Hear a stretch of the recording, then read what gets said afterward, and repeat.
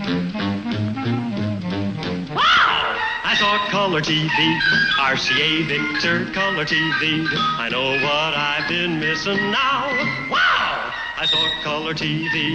Gosh, the color is true. Her hair so red, her eyes so blue. It's just as though she's there with you. Gosh, the color is true. And now is the time for you to get an RCA Victor color set. Easy to tune as it can be, and great for black and white TV. Wow! I bought Color TV, dependable, natural color TV. In our home there's color now. Wow! We own Color TV. Wow! We'll see all the color shows now. Round one, fight!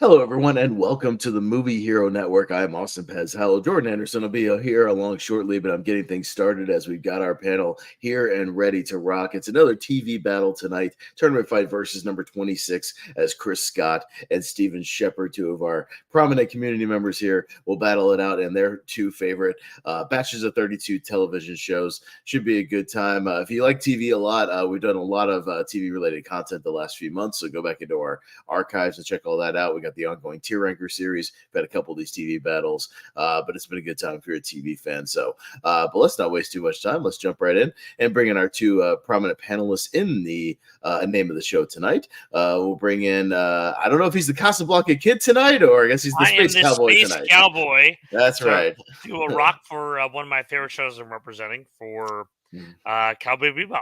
Awesome Cowboy anime. Bebop. Yeah. There you go. Well, spoiling one right off the bat. So there you go. Well, yeah, Chris Scott's here. Welcome, sir. Welcome, sir. Thank you, man. I'm excited, dude, to talk TV. It was so hard to break it down to exactly 32. I easily could have had like a list of top 64 or more. Well, you know, Jordan has been willing to let a few people dip their toes into a top 64 later if you want to do that later. So I do. We'll see. All right. Well, for now, let's jump into the 32 and get your opponent tonight, if you will. I mean, not really like opponent, you know, just his batch of stuff. Stephen, well, if you can't guess what the hell his favorite TV show of all time is, you've been living under a movie hero rock shepherd. How's it going? Yeah, I think it's pretty obvious what my number one is. And the line that I have on my name is from that show. I see. I see. Well, what will it be up against? And we'll see how far it makes it tonight. But yeah, welcome, Stephen. Welcome, Stephen.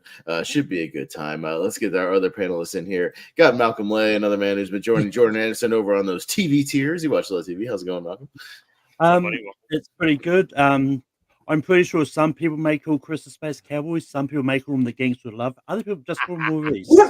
That's right. That's right. Nice reference. I understood that reference. All right.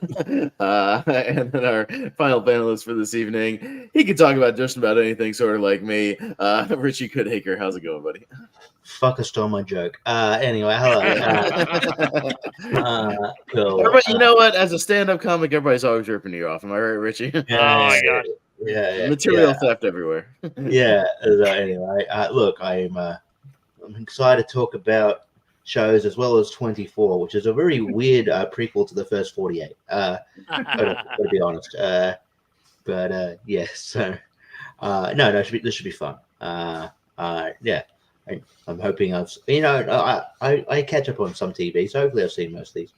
Yeah, no, we'll see what's in here. We got some old school stuff, got some more recent stuff. But yeah, how it's going to work is both these guys submitted their lists. We eliminated any kind of crossovers and just subbed in some alternates, which I don't think there was a few. I don't know exactly how many. Jordan sent me the final list, and then I made the bracket. So that's all the information I have at the moment.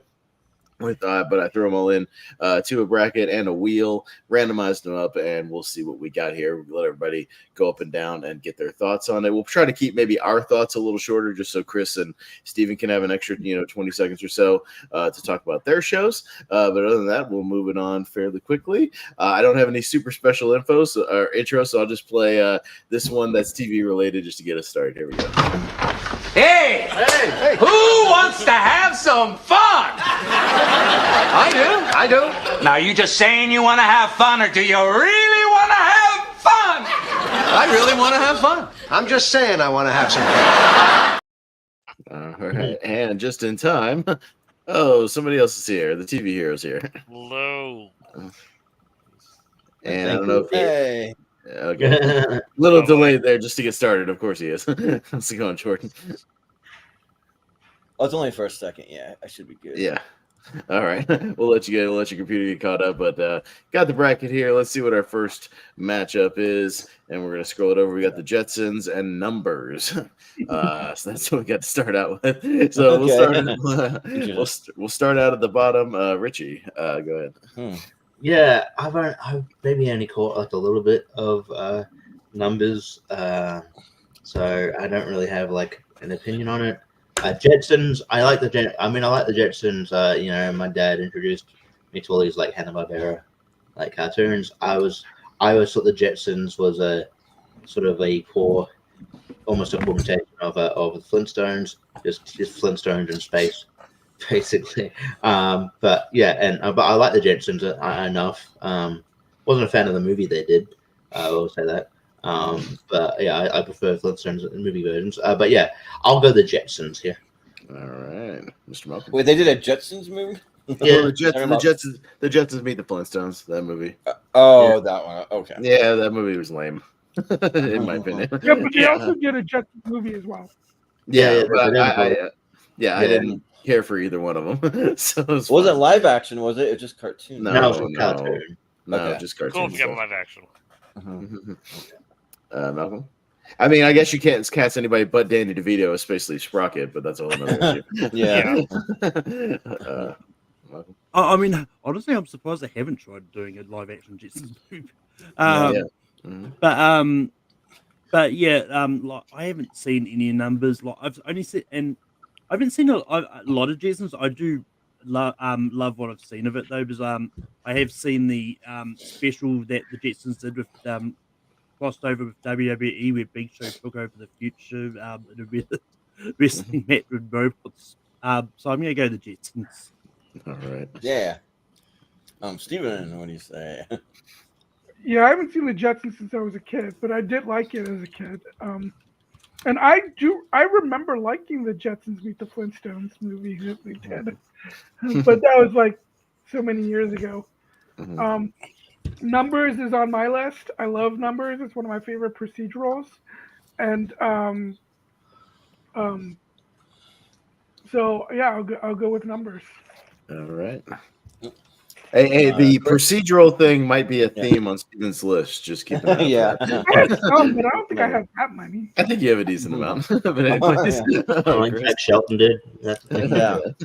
So, Jetsons is definitely on my list. I have a lot of fond memories of watching the show as a kid, and I also don't remember like hating the Jetsons Meet the Flintstones, but maybe I was too young to really like see the badness in it. But like, I always loved the Jetsons. I remember it was on TV all the time. I remember watching and loving it. It's a good, feel good, fun show. Yeah, so I'm gonna go with Jetsons. All right. Yeah. Austin. Yeah, I didn't watch much of the Jetsons even when I was a kid, either or the Flintstones. Like the Hanna-Barbera stuff was all right, just for me personally. If you like it, that's fine. It wasn't really my bag. I was more of a Looney Tunes guy. It was more my speed. But despite the fact that numbers are hard, I'll go with Numbers because David Krumholtz is in it, so that's fine. George. Yeah. Like I was just fine on all the Hanna-Barbera stuff. I thought that it was. Well, maybe even a little better than fine. It was good, but it wasn't something that I just was like went to all the time. And the Jetsons was all right. I was more of a Two Stupid Dogs guy, if you remember that one. I remember Numbers being a good time, and they had a pretty good cast. I mean, beyond David Krumholtz, I mean, Judd Hirsch pops up, Peter McNichol, he was in there, so a decent cast, and yeah, I think that's probably one of the better procedurals out there. So yeah, I'll give it to numbers. Yeah. All right. Well, we start out with a tie, so we're starting down to Richie right off the bat. I mean, I don't feel strongly enough about Jetson, so I'll give you numbers. Okay, he flips the numbers. Okay. I'll go down to Breaking Bad, which is always a favorite here on these tournaments, and Grimm. Wow, seriously? Yeah. That's how it popped up. Gotta be both Chris's, probably. Yeah, I think. Oh my gosh. Yeah. But Malcolm. One of these days, I'll get around to Breaking Bad, especially if it keeps popping up. I mean, there's a reason it pops up on almost everybody's list, Malcolm. So you know, one of the best TV shows ever made. Anyway. Yeah, right. Yeah. Yeah, so I mean, it looks fun. But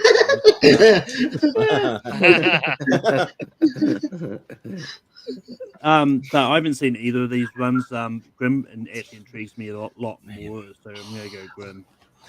No, don't go Grimm too much. We need you, jovial for most of the episode. Yeah, right. Steven. Waka waka. Yeah. I've never seen Grimm. Breaking Bad almost made my list, but it was a hard cut. So I'll go with Breaking Bad. All right. Chris? Well, Chris, they're both yours. This is really, really tough for me. I love both of these shows so much. One is more like a cop procedural show with kind of an X-Files kind of feeling to it. So, I mean, I love Grimm. The story's incredible. The writing's amazing. It's sort of grabs you by the throat and along for the ride. But, I mean, Breaking Bad does the same thing. This is a genuinely hard as hell vote for me. You know what? I'm going to give some love to Grimm only because I don't think that anyone else is going to do that on this run here. Yep. I'm okay with that. Yeah. Yeah, I'm awesome. I haven't seen any of Grimm, never watched any of that stuff. But Breaking Bad's on my list as well. I've been meaning to do a rewatch on Breaking Bad and just watch it, again from like start to finish. Meaning to do that, and I should because the little clips pop up on my Facebook reels and stuff all the time, and I'm like, God damn, that shit was really good. Shit, I need to go back and watch it again. So I'll go Breaking Bad. Yeah.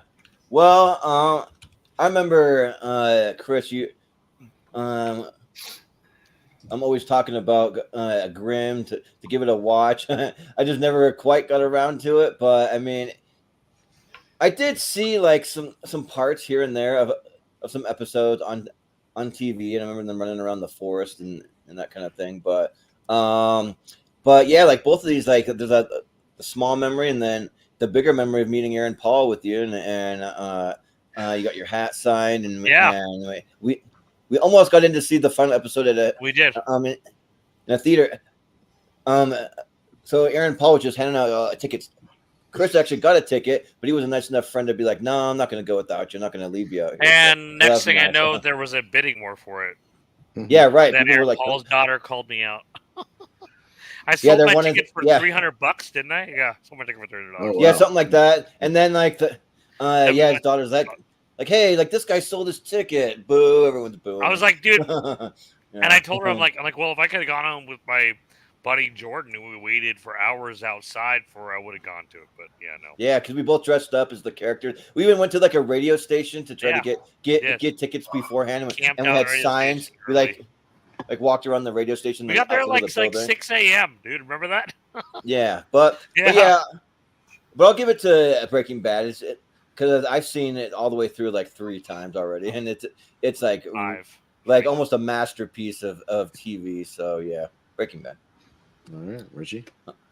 I haven't seen much of Grimm. I know it's one of my flatmate's like favorite shows, but so like I hear dialogue of it, but I'm coming from a room.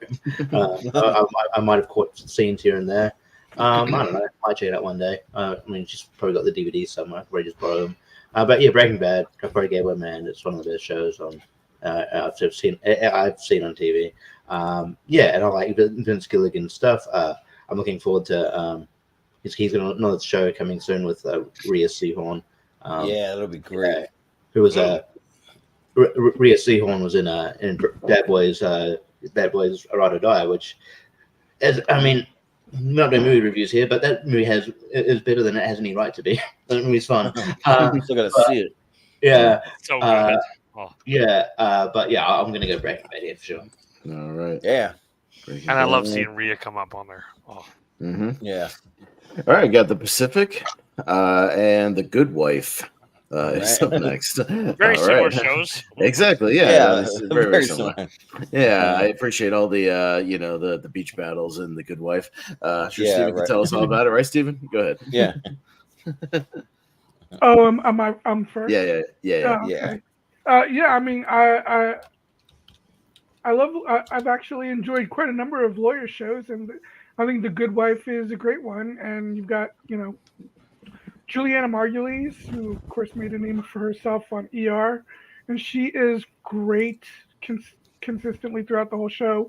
Chris Noth, before he was canceled, is really good in the show. You got it's so yeah. Obviously, it's on my list. I think I only saw like a little bit of the Pacific, and it seemed like a good HBO miniseries, but I haven't seen enough of it, so I'm gonna go with The Good Wife. Mm-hmm. Yeah, sounds good. Chris, what do you say? So I don't think I've ever really seen The Good Wife. I've heard a lot of awesome things about it. I've heard it's really good. But yeah, The Pacific is such a hard show to watch. But it's so amazingly done, and it's just chills. They do an incredible job of telling these real life stories of these people that fought and are portrayed brilliantly on screen in this miniseries. So I'm going to easily go with The Pacific here. Yeah. Austin, what do you say? Yeah, no, I haven't seen any of The Good Wife, but yeah, I've also heard decent things about it. I have watched all of The Pacific. I like that, and Band of Brothers are both great. I actually find kind of the Pacific Front, battles with the Japanese a little more even fascinating, just from a historical perspective than even the European stuff, just because of their no surrender attitude. Right. The way we had to island hop to take everything back, it was really interesting. So yeah, I like that stuff, and I've watched it. So I'll say The Pacific. Yeah. For me, The Good Wife was maybe one of the more like generic ones as far as like this list goes, and like procedural. So I mean, it's one of those ones that's like there's nothing else on, but this is on, so I'll watch this. But it's kind of that type of show for me. But yeah, The Pacific's great. Yeah, I've also seen all of it, and yeah, it's really good, really powerful, and I believe produced by Tom Hanks. I don't think it's directed, but No. I mean, both that and the Band of Brothers were produced and kind of put together by Hanks and Spielberg. Yeah. So, and just some really powerful stuff, really great like cinematography and like the way that they show the war. It's really well done. So I'll go with The Pacific. Mm-hmm. By the way, I wouldn't really Richie. call The Good Wife a procedural because it does have a lot of seasons do have season-long arcs of stories. Yeah. True. I haven't seen enough of it to know that. So, but Richie. Yeah, I've been recommended The Good Wife a few times, but I just haven't. Yeah, I'm pretty slack when it comes to dedicating like the whole my time to like full seasons of TV shows. I just sort of I'll catch episodes here and there of stuff. So you'll find throughout this tournament that I've watched like a lot of things, but like not all the way through unless I like really get engrossed in them. It's probably Good Wife, but probably one of those shows. But The Pacific I've seen more of because it's sort of more my bag. I'll go with The Pacific. Mm-hmm. Yeah, sounds good. Malcolm, what do you say here? Yeah, I haven't seen The Pacific. I actually haven't seen either of these, to be honest. But I haven't seen The Pacific. Like, I'm not that big on like war movies, so war TV shows probably not going to be my bag anyway. And the only thing I know about Good Wife is there was a recent spin-off that premiered this year. So, but Well, there was. I'll give some love to The Good Wife because lawyer procedural shows kind of interests me a bit more. Yeah. Yeah, there's actually been 2 spin-offs, but the one he's talking about obviously was one of the more quirkier characters from The Good Wife. There was a good fight as well, right? With that was with Christine Baranski. Yeah. And what's the guy's name from Office Space? I forget his name. Stephen Root? No. Stephen Root? Or No, the boss. Gary Cole. Yeah. He's the guy in NCIS now. Star Trek TNG against Bloodline.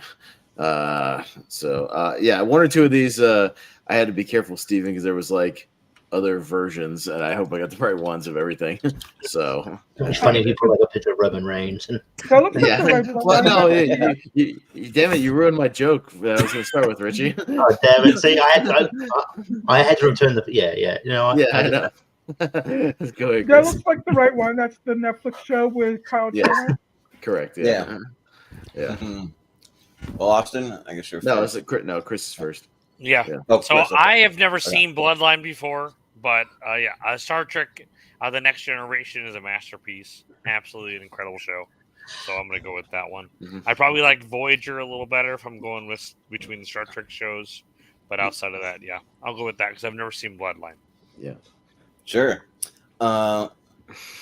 Now, Austin. No, what I was going to say, Richie, is once you got to me, I was going to go, long-term storytelling is really hard to pull off in WWE. And, I think the Bloodline storyline, they've done a really good job of stretching it out and keeping you engaged. And now they got the Bloodline Civil War and keeping it fresh and keeping it interesting. But even then, it's just a wrestling storyline. And Star Trek Next Generation is one of my favorite shows of all time. So I'll say TNG.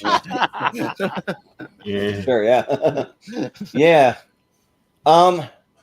Yeah, so I have seen Bloodline. Is one of a handful of like kind of earlier on Netflix shows that was really, really good. I'm a big Kyle Chandler fan. I mean, I like Friday Night Lights, and then I kind of wanted to see what he was up to after that, and he did Bloodline, and then Ben Mendelsohn also playing his brother. He does a great American accent, like if you hadn't seen him anywhere else, you might not even know that he's English. But he's Australian.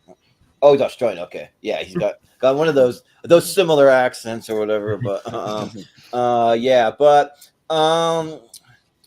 think that's pretty good. But yeah, it has to go up against Next Generation, and that's an all timer for me. Like it's in my like top 10 TV shows of all time personally. So I'll go with Star Trek.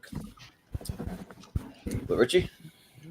Yeah, I've heard good things about Bloodline, but haven't got around to watching it. So I wouldn't call myself a Trekkie, but I've watched more of it. So I'll go with Star Trek Next Generation. Yeah. Malcolm, what do you say? Yeah, I haven't. I'm probably going to be saying the same thing a lot of the times. I'm now getting the feeling I haven't seen any of these shows. What? We can nickname you. I'm not a big Star Trek person, so I'm not rushing out to see Star Trek shows. And Bloodline is one of those shows I might watch because we'll be talking about it on the next tier ranker visitors in that decade, or that we'll be talking about. But I'll give some up to Bloodline. Mm-hmm. Yeah, sounds good. Stephen, what do you say? Yeah, it's so funny. Ben Mendelsohn wins the Emmy for Bloodline for his appearance in season 2, even though he only appears in season 2 in flashbacks. Weird. If he had won for season 1, that'd be absolutely deserving because he is incredible in season 1. But it, it's either season 2 or season 3 he won for, and that he's just not. Like his involvement with the show grows less and less as the show goes on. And Kyle Chandler, I think this is probably my favorite. I never actually saw Friday Night Lights. That's so good. So because of that, I'd say this is my favorite Kyle Chandler performance. I mean, the transformation his character goes from, and how his character grows increasingly darker throughout the show is just really riveting to watch, and the whole cast is great. But Star Trek: The Next Generation is in my top 4. I of all time. I can't go against Star Trek: The Next Generation. Yeah, it's a heavy favorite too. It is. People. All right, Star Trek. All right, got Quantum Leap. I'm assuming, Chris, you didn't mean the reboot, but I was. No, I did not mean the reboot. Well, I actually do like the reboot, actually, though. But The one that got cancelled recently, I think. Yeah, right. No, it didn't. It's still going. And, oh, really? I thought it did. I'm pretty sure the Magnum PI and all those shows that I remember the same producer got cancelled. Yeah. Yeah. There's some that sad. That might have been a really recent thing. Yeah. I really liked the Magnum PI reboot. Yeah. But Quantum Leap versus House, and I'm at first. Yeah, I mean, I've seen a few of the old Quantum Leaps here and there. Yeah, used to kind of just pop up on reruns. Decent premise and whatnot. I've probably seen more of House, even though it's parallel to because my ex would watch House a lot, so I just saw it. It wasn't like my choice to watch it, but I ended up kind of really digging it, and I just like the performance. So I'll give a slight edge to House here. Yeah. This one's pretty tough for me because I really like Quantum Leap. The thing is, I haven't seen all of Quantum Leap. I've seen maybe 3 seasons or something like that, and then also kind of jumped around to some of certain episodes. Like there's one where he goes back and visits his younger self. That's probably one of my favorite episodes. That's pretty good. But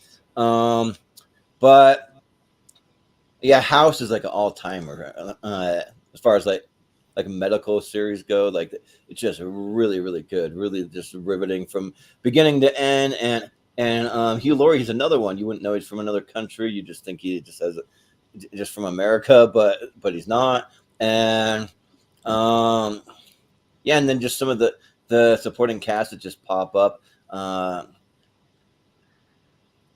I was a big fan of Olivia Wilde's character when she was on it, but I think House is really, really good, and Hugh Laurie plays it really well as being a real snarky kind of just set in his ways kind of guy, and it works. So yeah, I'll go House. But Richie, what do you say? I used to do this Facebook thing. It was just a random thing. It was just I would just point out guest stars and thing. I'm like, oh, it's got because House was one of those shows at one point early seasons, right? Season 1, this person's in this from this thing, and then that's when they got their start. Amanda Seyfried shows up in a lot of these shows too. She's shown up in the Law and Order thing I've watched, and she showed up in House. I like House, and I don't know if it says a lot about me that I do like these asshole characters, but I do. He just treats Lady like shit. It's funny. It's every time he just he always has some sort of quirk or joke about Omar Epps about being black. And just treats him like shit. And then they go through all this process for diagnosing someone, and it turns out he's right all the time.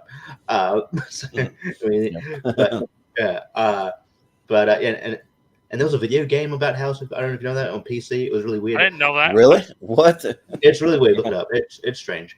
But now while you're talking, I want to find the cover to that video game. Let me see if I can find it. I've seen bits and pieces of Quantum Leap like Austin. I just haven't delved into it, so I'm gonna go House. Yeah, sounds good. Malcolm, what do you say here? Yeah, I don't think I've ever seen the original Quantum Leap. I've seen the remake, and I actually don't. I actually quite like the remake. But she's correct. It has actually been cancelled after the second season. That's so sad. Yeah. I really loved House, so I think it's great, and it's definitely one of those good medical procedurals, and it's one of those ones with a lot of these procedurals that Whoa. No DS. Weird. Race against the clock to solve 5 thrilling new cases. Oh wow. Jeez. But it's one of those ones with a lot of these procedural shows, every now and then they will have a long running storyline going through, but it's still a procedural because they still have a different case each episode, so to speak. But so I'm going to vote House. That's the main video. Amazing graphics. I know. Looks just like it. All right, anyways, with those dead eyes. Yeah, Stephen. It's an absolute crime that Hugh Laurie never won an Emmy for House because it's one of the greatest TV performances of all time. And I loved the chemistry between him and Robert Sean Leonard. That was obviously always. I think I remember reading that. It was kind of there's. You'll kind of break Connections kind of break it up. Yeah. Oh, do I sound better now? Yeah. Kind of. A little bit. Kind of you're still frozen. Yeah. So I love House, but that was a hard cut from my top 32. Quantum Leap. By the way, the new Quantum Leap is not a remake; it's actually a continuation. Yeah. I'm gonna go with Quantum Leap because it's my top 10 of all time. I love that show. Sounds good. Chris, what do you say? This is really tough for me. I love House. House is a phenomenal show. It is definitely more than just a procedural show. You get to see all ins and outs of House and kind of the doctors he has with him. It's just a. I remember playing that on. I played that one. Hey, it looks like The Sims a little bit. Hey, it was actually on Facebook at one point. I remember playing. The Sims meets like the old school Zelda or something. Yeah, I'm fascinated. I'm fascinated with this right now. But I absolutely love Quantum Leap. Quantum Leap was one of my favorite shows ever made. So you know what? I hate to vote over House, but I love Quantum Leap so much. And yeah, and I'm sad that the ended after 2 seasons, but the continuation is amazing. House. And now I just want to imagine what the video games for the rest of the shows on this list would look like. I'm sure there's a lot of video. I have a probably had a video game. I have weird knowledge of like IP that has video games. Okay, well, you have to let me know. There's a couple of shows that I love that are on my list that have video games. Okay, we'll talk about them. Mare of Easttown and Fringe. So Jordan, I know what you're probably gonna vote for. Oh yeah, I've never seen Mayor of Easttown, but I know a lot of people talk about it. It ranked pretty high on our like best shows from 2020 to now. It was really good. Or I mean, really like highly, like people said it was really good. But I just haven't seen it. But Fringe, Fringe is an all timer for me. I love Fringe. Like it's something that like people like. You've seen the X-Files, then I'm pretty sure you're gonna like Fringe. And I always tell that to people, but a lot of people are like pretty skeptical. They're like I don't know about that. Like and then I bought about like 8 or 9 people the entire series of a friend. I'm like, here you go, just watch it. Now you have no excuse. All right. And the relationship between John Noble and Joshua Jackson, this character is really, really good. I forget the name of the actor that plays the like female agent, Olivia, but she's really awesome. Yeah, Anna Torv. She's awesome too. And then also it has what's his name from John Wick, the like front desk. Yes. Yeah, Lance. Yeah, it's Lance Reddick, and he's great too, playing kind of like one of the like chiefs of the FBI.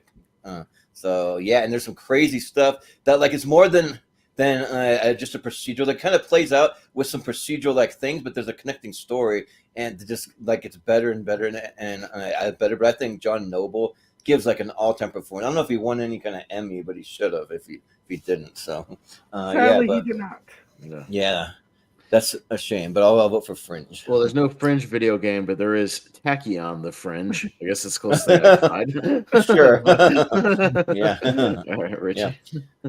Yeah. This is going to be my new game of finding potentially related video games to these shows. Yeah. It's fun. There's a lot of when the Super Nintendo and Nintendo was out, there was like half their library were weird IP movies. Yeah. The Home Improvement video game sucked ass. That game was terrible. Yeah. Home Alone. They made such weird things into video. It's like tools falling on your head and like weird stuff like that. Yeah. There's a weird Bill and Ted video game. Anyway, but yeah, Fringe. I've seen bits and pieces of. I might get around to it, but I'm sort of more my bag is probably like Mayor of Easttown, just because like the cast and just like I'm sort of into those shows. And yeah, and it's probably less to catch up on because it's a limited series. I don't know. It was like yeah. I know there's talk about a second season, but like that, it was meant to be a limited series, and I guess also I'm biased as well because like there's a lot of Australians in this. I mean, there's Angori Rice, who's he's doing pretty well for herself. She's I want there to be a second season for very personal reasons that I'll get into when it's my turn. Yeah, like who's Nice Guys and the reboot Mean Girls and Spider-Man. But yeah, also Kaylee Spaney, who's having a good year, but she's not Australian. But she's having a good couple of years. And Guy Pearce is in this show. So yeah, I always love Guy Pearce. So yeah, I'm gonna go Mira of Easttown.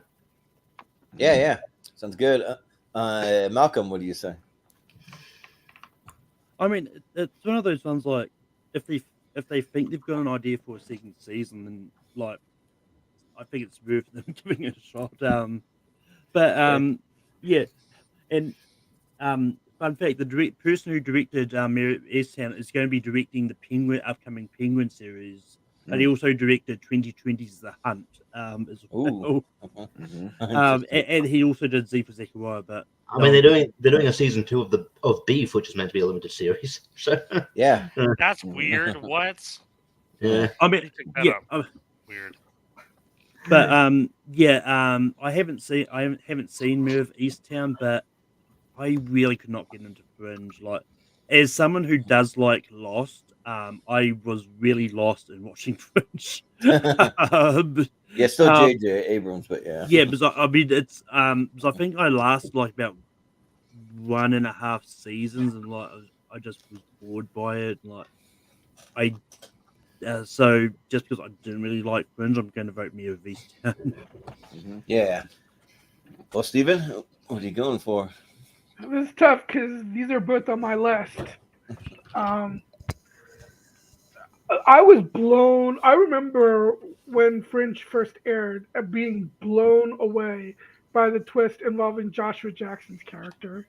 Mm-hmm. Yeah. I thought that was like one of the coolest twists ever. And if you like stories involving alternate universes, I think Fringe is a great take on that.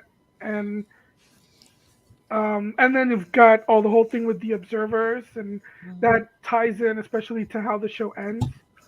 But I'm gonna go with Mayor of Easttown because, and not only because for selfish reasons, and also because the reason why I want a second season so badly, it was shot in my area. That's cool. Yeah. So yeah. And I honestly think this is probably Kate Winslet's best performance, and you've got Jean Smart in there too, who I always love. Yeah. So yeah, I'm going to go with Mayor of Easttown. Mm-hmm. Yeah. Well, Chris, what do you say? So I've never seen Mayor of Easttown, but that cast sounds amazing. But yeah, Fringe is so awesome, man. I remember you introducing me to Fringe. And also, you never got me a complete collection of Fringe. So nope, sorry, I never got you. My birthday is November 28th. Okay, I know they have it on 4K. Just saying, it kind of coincides together perfectly. I'll man. Keep it in mind. You introduced me to the show. I remember kind of being like, "What is this show?" And you're like, "Dude, keep watching." And holy shit, it just gets nuts in all the right ways. Like it's so good. Yeah, it's a masterpiece. Yeah. And especially when Leonard Nimoy comes in, that's another like big like actor that shows up for a few seasons. Yeah. So, but yeah, Austin, what do you say? I'll go Mayor of Easttown. Haven't seen either, but Mayor of Easttown, the cast sounds good. That's all I got. Sure. That's all I got. Also, Fringe is actually the second show that Lance Reddick appeared in because he appeared in an episode of Numbers. Oh, okay. There you go. I got Desperate Housewives and Ballers. Richie. Wow. Only on tournament fights. I feel like this is like a for him and for her show. Yeah, right. No, Desperate Housewives is not just a chick show. but I know. Yeah. Anyway. Yeah. But I have seen some of Desperate Housewives. It's not too bad. I don't mind it, and it sort of it came out when I was of age, and I'm like, oh yep. Nick, Eva Longoria is pretty hot. Nicolette Sharon, I would, but Ball is probably more my speed. I actually, I think Rock's pretty good in the show. Rock is more your speed, as far as that. Oh, okay, I got you. Oh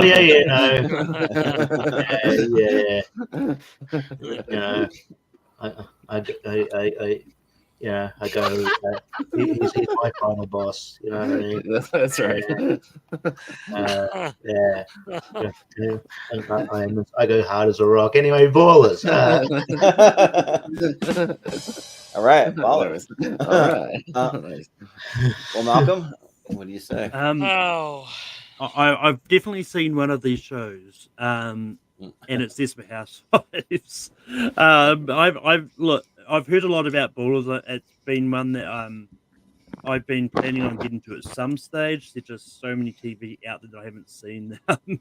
But I love Desperate Housewives. I think it's funny and really entertaining. So yeah, I'm getting Desperate Housewives. Yeah. Stephen, what are you going with? I think I've seen like one episode of Ballers, and it seemed enjoyable enough. But I do think Desperate Housewives is very funny, but it also has lots of, dramatic stuff in it too. And the cast is great. One episode that always stands out to me is when Laurie Metcalf takes the grocery store hostage. I think that's a really great episode, actually. Did they try to do a reboot of this? I feel like in my mind they tried to do a reboot or a spin-off or some shit. I have not heard anything about a reboot for Desperate Housewives. I'm sure they will do that. Now, is Laurie Metcalf related to Jesse Metcalf, who also appears in Desperate Housewives? I don't know, actually. I've always wondered that, yeah. But I'm going to go with Desperate Housewives. I think obviously it's on my list, so I think it's a highly enjoyable show. Yeah. Well, Chris, what do you say? I'm going to go with Ballers. Ballers is an incredible show. Amazing writing, incredible acting, awesome cast. Not just The Rock, but really the guy that helps out there at the agency, who is in basically everything. And now I can't think of his damn name. If I had my phone, I could look up the cast of the show. But it's just a phenomenal show, and it's heartfelt, and it kind of feels like you're behind the scenes of what it's like to possibly recruit these players. So I'm going to go with Ballers. Yeah, sounds good. Austin, what do you say? say? I've been meaning to get to Ballers because it sounds kind of like a draft day type thing. It's like about the sport, but not quite, directly about the sport. More of like the agency stuff, which I don't mind. And as far as movies goes, but my dad used to watch Desperate Housewives, probably for obvious reasons. but I'll go for Ballers. Were you thinking of Rob Corddry? Yes. Oh yeah. Yeah, that's right. He's so good in everything. God. Yeah, but I never really watched too much of Desperate Housewives. The only thing I really know is about Terry Hatcher, that they're real and they're spectacular. So, but yeah, right. but Ballers, I've seen maybe like a dozen episodes or something like that, and I remember John David Washington popping up, and then Omar Benson Miller is like he's in a lot of TV stuff, and then Rob Corddry, and I'm kind of getting a little sour on The Rock. He's kind of wearing thin on me lately, but back then he was great, and I really liked him, and I had a lot of fun with him. I remember all the promos that he was doing. He's really promoting the show quite a bit, and then Ballers had some pretty cool guest stars, Dule Hill, Steve Guttenberg. Yeah, right. Yeah, Steve Guttenberg, and Michael Cudlitz from The Walking Dead. There's a bunch of names. Andy Garcia pops up. So yeah, I'll go with Ballers. All right, Ballers takes this one. I'm actually surprised you haven't seen the whole Baller show, dude. It is I haven't seen all of it, but I've seen some. Yeah. All right. Got Boomtown and Beavis and Butthead. Same shows. Yeah, same thing. Yeah. Malcolm. Yeah, I've seen bits and pieces of Beavis and Butthead. Like, you know me, I don't care for it. Haven't seen Boomtown. I'm going to vote Boomtown, but it's not Beavis and Butthead. Boomtown is another one. Oh, yeah. I was gonna say one of the guest stars for Ballers was Neil McDonough, and then he's in Boomtown. So. Mm-hmm. He also had a guest starring appearance in Desperate Housewives. Neil McDonough. Actually, yeah, he was in a whole season of Desperate Housewives. Yeah, that's right. So yeah, he's in all three. He's in all of those Bruce Willis films that were great. And then later, and he's the bad guy in The Rock's Walking Tall. Oh yeah. But Steven, yeah, what do you say? So Boomtown was created by I can't remember the guy's name. Is it Graham something? He wrote Speed. Graham Yost. Yeah, he wrote Speed. Yeah, he wrote Speed, and he also created. He's also a co-creator of Justified. Mm-hmm. Oh, what? Yeah. Oh. And I know a lot of people will say a little spoiler in case this show is on Chris's list. I've only seen I've only seen a couple episodes of The Wire, so it's because of that. I think Boomtown is the best cop show of all time. If I see more of The Wire, I might think The Wire is the best, but as of right now, I'd say Boomtown. And yeah, it's got a phenomenal cast. I mean, I just mentioned Justified, and several actors in Boomtown would actually go on to be on Justified, like Neil McDonough and Michael T. Williamson and Gary Basaraba. Am I pronouncing his name right? Some of those actors appear on other shows that are going to be here. But yeah, I love Boomtown. I love how it's structured, how tells there's a crime, and it tells you from the point of view of the cops, the paramedics. Neil McDonough is a DA, so I always thought that was really cool part of the show, and I love it. So I'm gonna go with Boomtown. I don't think I've ever seen the Beavis and Butthead show. I saw the movie Do America, and I seem to always go back and forth every time I watch it. Like sometimes I like it, sometimes I don't. Yeah, like it's either one of those you love it or you don't. Yeah, you kind of feel like. But Chris, what do you say?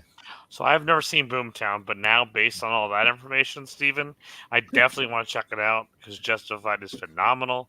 I mean, just for Neil McDowell alone, he's incredible in everything he does. He's incredible in Boomtown. I think he should have gotten an Emmy nomination. Well, then I definitely need to check that out. But Beavis and Butthead is one of my favorite shows. It's so damn good and so laughable. Like if I'm having a rough day, I can just put on a random episode of Beavis and Butthead, and things are better. Kind of silly, just turn your brain off. Kind of a fun show. So I'm going to easily go Beavis and Butthead. I quote that show so damn much. Especially freeze, Jaywalker. You've been sentenced to death. Sure. But Austin, what do you say? All right, Jordan. Sure. Yeah. Yeah. So I'm also not like one of those guys that says The Wire's an all-time show for me. It just I've seen it all, and I was just like, yeah, it's all right.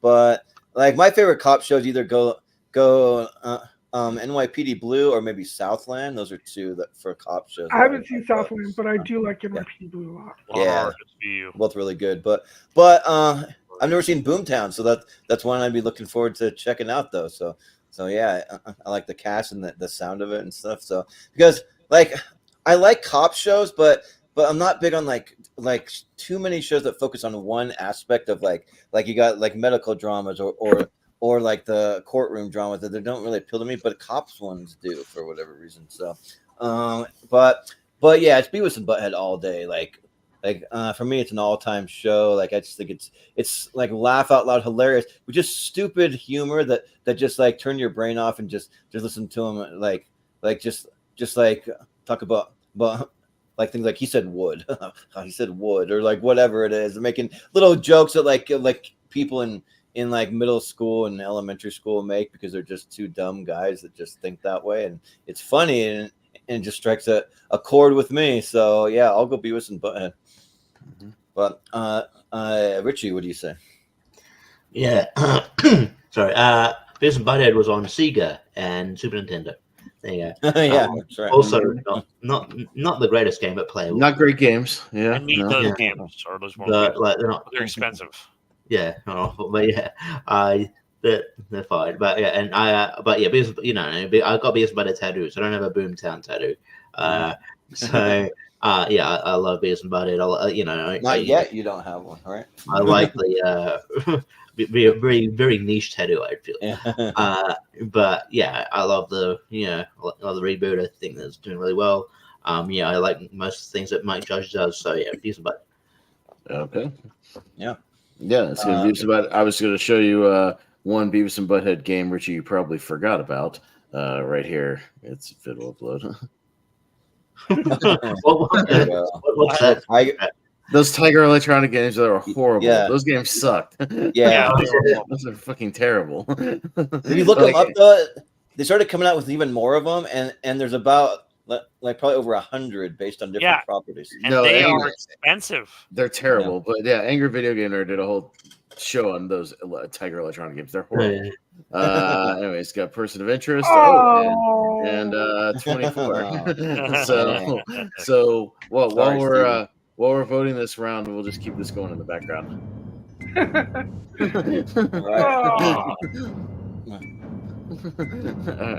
Stephen, go ahead. Choose between your favorites. 24. Person of Interest is number 6 on my top 10 list of all time.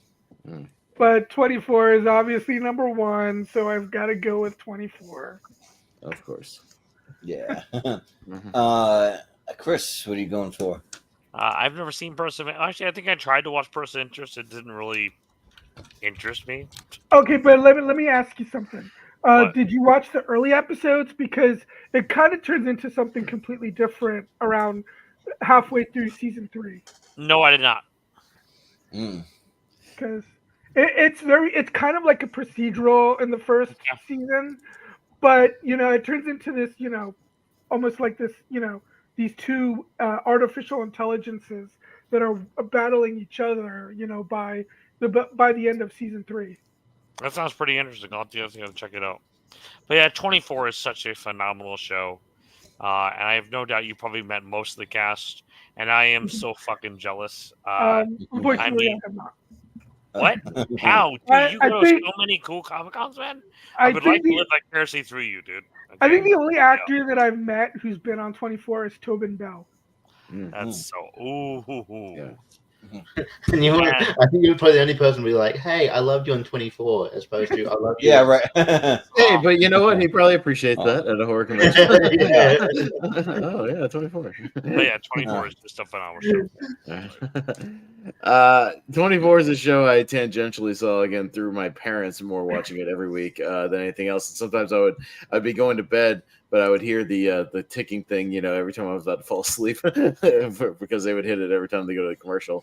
And by the way, here's for you, Stephen. I never had. My brother never had a PS2. 24, the game. So I never got to watch it. Yes, right. We're gonna use the game then for your birthday. But I watched. But I watched the what do they call it? The cutscenes on YouTube. Okay, yeah, no, you can put together in a full video, but no, I mean, Stephen, it's your favorite show of all time. You talk about it nonstop, so I'll give it to you. 24. I would feel bad if it didn't at least even make it out of the first round. That'd be bad. I know, but I also really do love Person of Interest as well. No, I got you. Well, speaking of Saw, that's Zepp right there. Saw. Yeah. Yeah.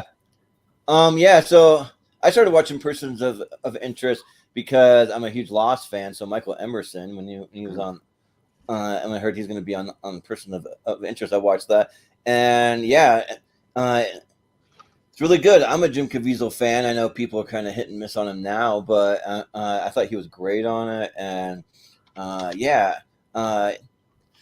it's pretty good. But yeah, 24 rules. Like I actually do love 24. I've seen all of it because of my ex-wife. It was her favorite show of all time. She had an obsession over season 5. We watched that one like multiple times, but she had them all on DVD, and yeah, like my favorite ones are any of the ones that had David Palmer as the president. I really liked his character, and then also the Chloe character. Like I like her, except for that one season where she becomes kind of like punk rock or like something weird. She just gets like a new look.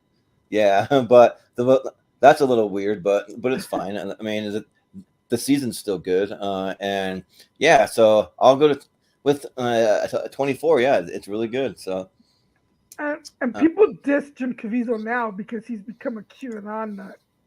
Yeah. Yeah. Right. Yeah. But Richie, what do you say? So yeah, don't get me started on that game. That game sucks. The mechanics suck. I think it's right for a game, but it just didn't work. Yeah, I do like 24 though. I haven't watched every episode, but yeah, I watched the earlier seasons. I like the episode where Kim Bauer gets kidnapped. There you go. There's a lot of them. Yeah, that's a lot. Yeah. But man, I had such a thing for Alicia Cuthbert. Watched her movie in her recently. Man, she's anyway. That's another thing. Yeah. Cool. Yeah, I've seen Person of Interest too. I thought I like the concept, just haven't gotten fully into it. I've watched more of 24. So yeah, 24. Yeah. Malcolm, what do you say? Yeah, I've seen a few random episodes of Person of Interest. It's one of these days I might go around and actually watch it from start to finish. I haven't seen every season of 24. I remember watching it sort of like for the first couple of seasons, then I kind of dropped it off. There's another show I'd be meaning to get back onto. But random fun fact I actually just found out is there's an Indian version of 24, which stars Anil Kapoor, who was Omar Hassan in season 8 of 24. Yeah. No, I was going to make the joke right before you left that I'm sure Stephen meant the 24 spinoff in India. So yeah. But yeah, I'm going to go 24.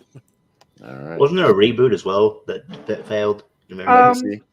It's a reboot, but it's not like a remake because it takes place in the same world. But yeah, it only kind lasts of like a sequel series. Yeah. Boston Legal and The League. Chris. Hey, sorry, I'm back. Chris. Oh, okay. Chris. Sorry about that, guys. I don't know why I didn't think I was on deck right away. Yeah. Oh, yeah. Sorry. That's fine. So I remember watching some of Boston Legal, but I think it was on before other stuff. So I think I enjoyed it at the time. But Jordan actually showed me The League. I remember watching that with him, and I was like, what is this thing? And it just, oh my gosh, I loved it. And I'm not really a fantasy football person, but it's so freaking hilarious. The cast is awesome in that. And just the shenanigans that Taco gets up to and the rest of them kind of get up to is absolutely just... Taco's songs are the best. Yes, Taco's songs. Yeah. All right. So The League. Well, Austin, what do you say? If you're watching TV and William Shatner pops up and he's not on the Enterprise, you might be watching Boston Legal. Anyway, that's a SNL catchphrase comedy thing. Oh, okay. Parody of Jeff Foxworthy. No, I've seen a decent amount of Boston Legal because my ex was obsessed with James Spader, so she watched this and The Blacklist a lot because she just loves has a thing for James Spader. So I've seen more of that than The League. I've seen a few episodes of The League here and there. It seems all right. I might get into it at some point. But I'll go Boston Legal. Yeah. So I'm not a huge courtroom TV type of person. They're not like really my cup of tea too much. I mean, there may be one or two that are done really well, but yeah, the League rules. The League is just so funny. I mean, Mark Duplass, Paul Scheer being the guy everyone dumps on, and then you got Jason Mantzoukas being the really gross guy in there that always pops up all the time. You got Steven Renazizi, Nick Kroll. I mean, and then Taco played by John LaJoie, which if you haven't checked out John LaJoie's YouTube channel, he does all kinds of musical spoofs that are like really fun too, and he kind of brings some of that into the show, and like a lot of it's kind of like he does it in like really awkward, kind of inappropriate times, but it makes it really funny. So, but yeah, and there's so many guest stars that just pop up, just these comedians and all their friends, and they just have all their friends on, and yeah, I've been more into fantasy basketball. That's more my bag, but they do fantasy football, and I'll say like. I'll say all praise the Shiva. Gotta bow down to the Shiva. So yeah, the League. But Richie, what do you say? Yeah, I think one of the most random cameos or guest stars in the League is Dana White, who plays like a bad guy in one of them. Yeah. Everyone shows up. Yeah, that's weird. But yeah, and starring Steve Renazizi, who ruined his career by lying about being involved in the World Trade Center on 9/11. Yeah. What would you lie about that? That's weird. I don't know. Yeah, maybe he saw that that Pete Davidson, who actually has connections to it because his parents, his dad died, and so it's hey man, I can build my career off that. No.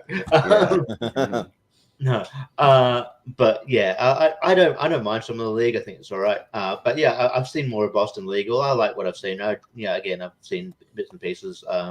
But yeah, So I'll go Boston Legal. It's more my speed. Mm-hmm. Yeah, Malcolm, what do you say? I was just Malcolm. I was just going through David E. Kelly's shows that he's done, and I think I've only ever seen one of his shows and it's not Boston Legal. I think I've seen his other comedic sitcom that he did. But random fun fact, Elliot McBeal, yeah. But random fun fact I actually just found out is he actually wrote Mystery Alaska and Lake Placid. Oh wow. Yeah. But I haven't seen either of these shows. I'm probably more likely to watch Boston Legal, so I'm going to go Boston Legal. So I guess he really likes cold lakes. Yeah. Right, yeah. He does. All right. Steven, what do you say? I'm not sure, but it's the League. The League might have been the reason why it took me so long to ever give It's Always Sunny in Philadelphia a shot. I remember watching some FX comedy show and really not liking it. And I remember everyone always compared It's Always Sunny in Philadelphia to that show. And so it always scared me away from I can see the comparison, yeah. But then I actually gave It's Always Sunny in Philadelphia a shot for either for tournament fights or tier ranker fights. I don't remember which one. And thinking, okay, this is actually pretty funny. And I never should have allowed that other show to get in my way. Boston Legal, I think Boston Legal might be the funniest show I've ever seen. I think it's hilarious. I never understood why it was always nominated at the Emmys in the drama categories instead of the comedies, because even though it did have some dramatic stuff, I always found it to be more of a comedy than a drama. And this might be controversial to say, but I'm going to say it. As much as I love William Shatner as Captain Kirk, I love him even more as Denny Crane. All right. That is a little controversial, but we'll let it slide because it's your episode. Project Greenlight and Last Man Standing. All right. So me, watched a little bit of Last Man Standing here and there. Don't like it as much as I like, Home Improvement and whatnot. It's okay. And I've only seen a little bit of the Project Greenlight thing. I like the concept of the them getting the young filmmakers to do the short films and whatnot. But I'll give it to Project Greenlight because it's more kind of about movies a little bit. So, Jordan? Yeah. remember seeing some sporadic episodes of Project Greenlight. Like it's the Ben Affleck, Matt Damon, where they like focus on like filmmaking and stuff, and kind of do like a documentary kind of series about the filmmaking process and all that. And then it's like a competition to like see who can who's gonna be able to direct a show or produce it, something like that. But a movie, yeah. Yeah, I'm a big Tim Allen fan. Like, I'll watch him do just about anything. It may be like not as popular to say, but I almost like Last Man Standing better than Home Improvement. But I love them both. But like, I just like some of the cast that they have along with him. I thought he plays really well with Hector Elizondo. I really like the guy that plays Kyle. Chris Sanders, and then Caitlin Deaver. That's the first time I ever saw her. She's really good as his older sister. And then they replaced her with some ditzy kind of dumb older sister that never really worked. And then Jay Leno comes into some of the like later on seasons, and yeah, like does he wrestle? No, he does not wrestle. Oh, okay, that's good. That's good news. He shows off a lot of his cars because like they're both car guys, but yeah. So I guess Tim Allen has another sitcom that's going to be on CBS or something, and like I'll watch him do as many sitcoms as he wants to do. Like I've been a fan of them all, so yeah, I'll go Last Man Standing. Richie, they took the Last Man Standing video game in a whole new direction. I don't know what the deal is. I got very violent very, very quickly. Yeah. I don't know what happened. There's a feud or something, a neighborly feud. I don't know what happened. Something in the neighborhood's going on. Yeah. There's only so much you could do with the concept of having a family, right? Husband bad. Yeah. What kind of manly situations can you put him in? First he's car guy, then he's an outdoor guy. Mm-hmm. Yeah, I just don't think Tim Allen's been the same since Home Improvement. I don't like Last Man Standing at all. I just think it's lazy and just very cringy humor. But yeah, I like the concept of Project Greenlight. Yeah, it's good. Australia had its own version as well. There's a couple of movies that spawned from that. There's a Australian movie called Solo. It's pretty good. But yeah, I like the process behind it. Yeah, I know they tried to reboot it like 2015, I believe. But yeah, it'd be cool if they came back. But so I'll go Project Greenlight. Yeah. Malcolm, what do you say? Yeah, I haven't seen Project Greenlight. I don't really know much about it. I've seen a few episodes of Last Man Standing. I actually enjoyed it a bit. And I think recently they randomly had an episode where his character in Last Man Standing met up with Tim Allen from Home Improvement. It's a bit crossover. Yeah, they crossed over, yeah. Yeah. But yeah, I'm gonna go slightly Last Man Standing. They had pretty much everyone from the Home Improvement cast on there. Yeah, it's the Australia version. The Command on Johnny's in there. Oh yeah. Right. So yeah, very nice. Stephen. Yeah, I think I saw like 1 or 2 episodes of Last Man Standing and thought it's fine. It's not the worst sitcom. But it's definitely not the best. I came really close to seriously thinking about actually when Project Greenlight was first announced of maybe trying to do it, but it was during my senior year of high school, so I didn't. And there were several reality TV shows about the making of movies and stuff. Like Bravo had this show called The It Factor that I enjoyed a lot, that followed a group of up and coming actors. One of them was Jeremy Renner at the time, in both New York and Los Angeles. I also loved On the Lot, but I chose Project Greenlight out of those 3 to be on my list because it's the most well known, and they actually produced movies. And there were 4 movies, if you include the revival season. I didn't see the revival season movie. As for the other 3, I enjoyed 2 of them, The Battle of Shaker Heights and Stolen Summer, and I hated Feast. but I'm going to go with Project Greenlight. Yeah. Well, Chris, what do you say? So I've never seen Project Greenlight, but I know you introduced me to Last Man Standing, and I think that show is absolutely hilarious. Amazing cast. And especially seeing Jay Leno perform stand-up live over there in Pocatello, Yeah, Pocatello. That was amazing. Fort Hall Indian Casino, just outside, technically. Yeah, but it was such a damn good show. Yeah, I'm gonna go with that one here. Okay, we have another tie, and Malcolm. Last Man Standing. Last Man Standing. Ooh, all right. Okay. Revenge and Unsolved Mysteries. All right. Jordan. I don't really know anything about Revenge other than the intro. I remember seeing the intros several times, but I never watched it. So, but Unsolved Mystery is awesome. Yeah, I forget the name of the host that's on. Robert Stack. Robert Stack. Yeah, he had a really great voice for that, just going on this journey to solve these mysteries. It kind of had a very loose I don't want to say Tales from the Crypt meets Twilight Zone, but then throwing murder mysteries, that kind of thing, kind of like that. And yeah, I thought that real things. Yeah, it was great, and I can't remember.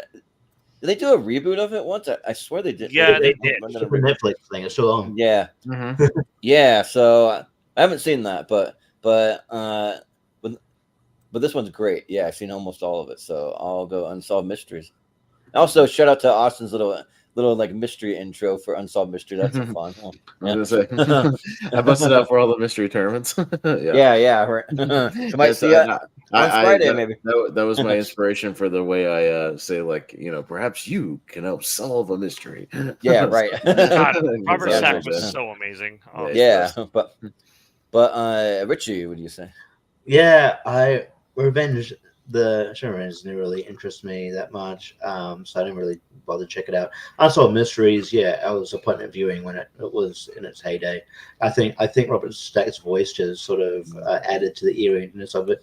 And it just sort of you felt sort of creeped out. That music was great. Is great. I think everything about it. Some episodes are just downright. Some episodes are downright ridiculous, one of the most infamous episodes, the spontaneous combustion one. That was fun. That was actually quite funny. And then you just see people who are famous now, just in bit parts. Matthew McConaughey's in an old episode. Right. Yeah. So yeah, I love Unsolved Mysteries, and you can I think you can catch a lot of the old episodes on Tubi if you want to watch them. I'll go Unsolved Mysteries. Reliable Tubi. Yeah. but Malcolm, what do you say?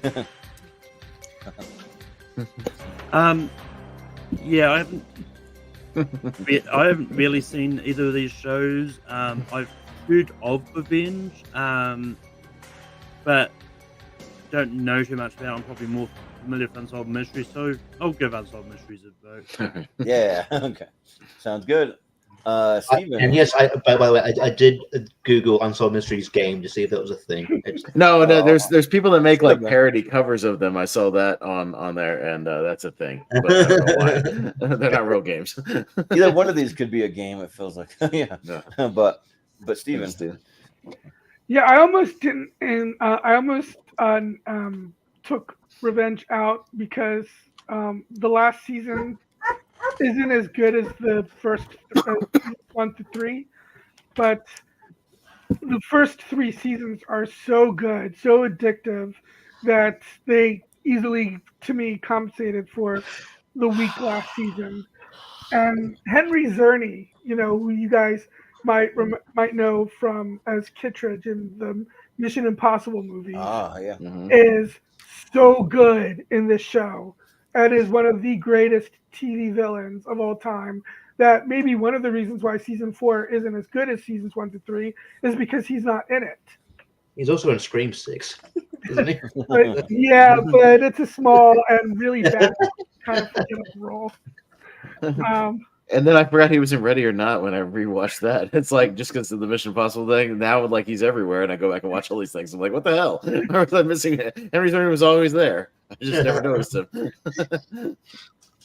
Is Unsolved Mysteries, is that like a 60 Minutes kind of thing where they have reenactments or something? Well, it's kind of Robert Stack narrates it, and there's they're reenactments. It feels like a horror show, even though it's not, but it's more like a true crime thing. Yeah. I don't think I've ever seen it. I've heard the title, but I've never seen the show. It'll be like, it'll set up these things, and it'll be like, on the morning of, June 6th, 1997, Stephen Shepard went to the grocery store. And only his family didn't know that would be the last time they would ever see him. That's what right. Yeah. That was good. Yeah, but a lot of these shows have really great villains. Like I meant to shout out Fringe with Jared Harris too. Like he was great in that too. But yeah. Chris, what do you say? So I love Unsolved Mysteries. I think it's incredible, and also even more awesome is that in the recreation of there was the episode about the Four Corners alien flyover at the military base in Arizona, and my dad actually played the general in that episode. Nice. In the recreation of the real events, what happened. So yeah, they do reenactments of the real events. So pretty damn cool. And I have watched that episode. It is out there. He is out there. Yeah. Nice. So pretty damn cool. And yeah, freaking awesome show. Basically, if Robert Stack was saying something, it was creepy as hell. You knew you were in for some crazy shit. Damn right. Yeah. That's right. You say anything. Honey, I'm going to the shop. Oh yeah. Oh god. Oh god.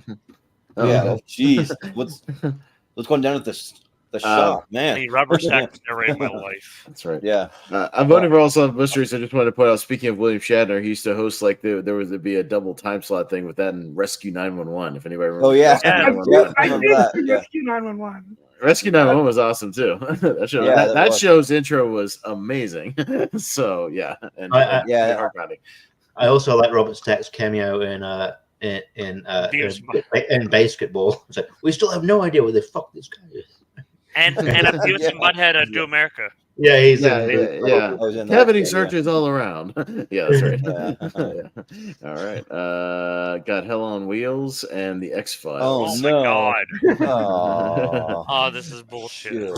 I think I could pull up video games for one of these. Richie, go ahead. I need to definitely play one of them. Yeah. I haven't seen Hell on Wheels, but X-Files saw plenty of, especially like the original when Mulder, the original, in its heyday, at least first 8 seasons before they got rid of Mulder and Scully that 9th season, and then I saw some of the reboot. Wasn't great, but and then they're talking about bringing it back again. I played that. A lot of PS2 ones that you forgot existed. So there you go. That publisher Sierra didn't make a lot of good games. I mean the episodes of the X-Files that really hit.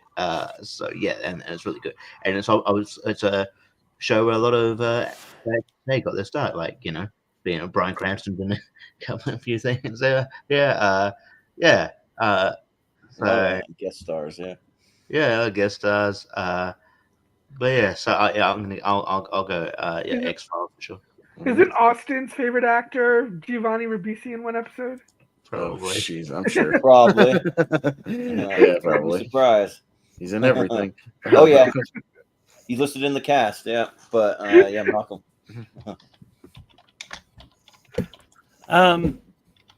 Yeah, I haven't seen Hell on Wheels. I'm waiting for the spin-off Heaven on Wheels. But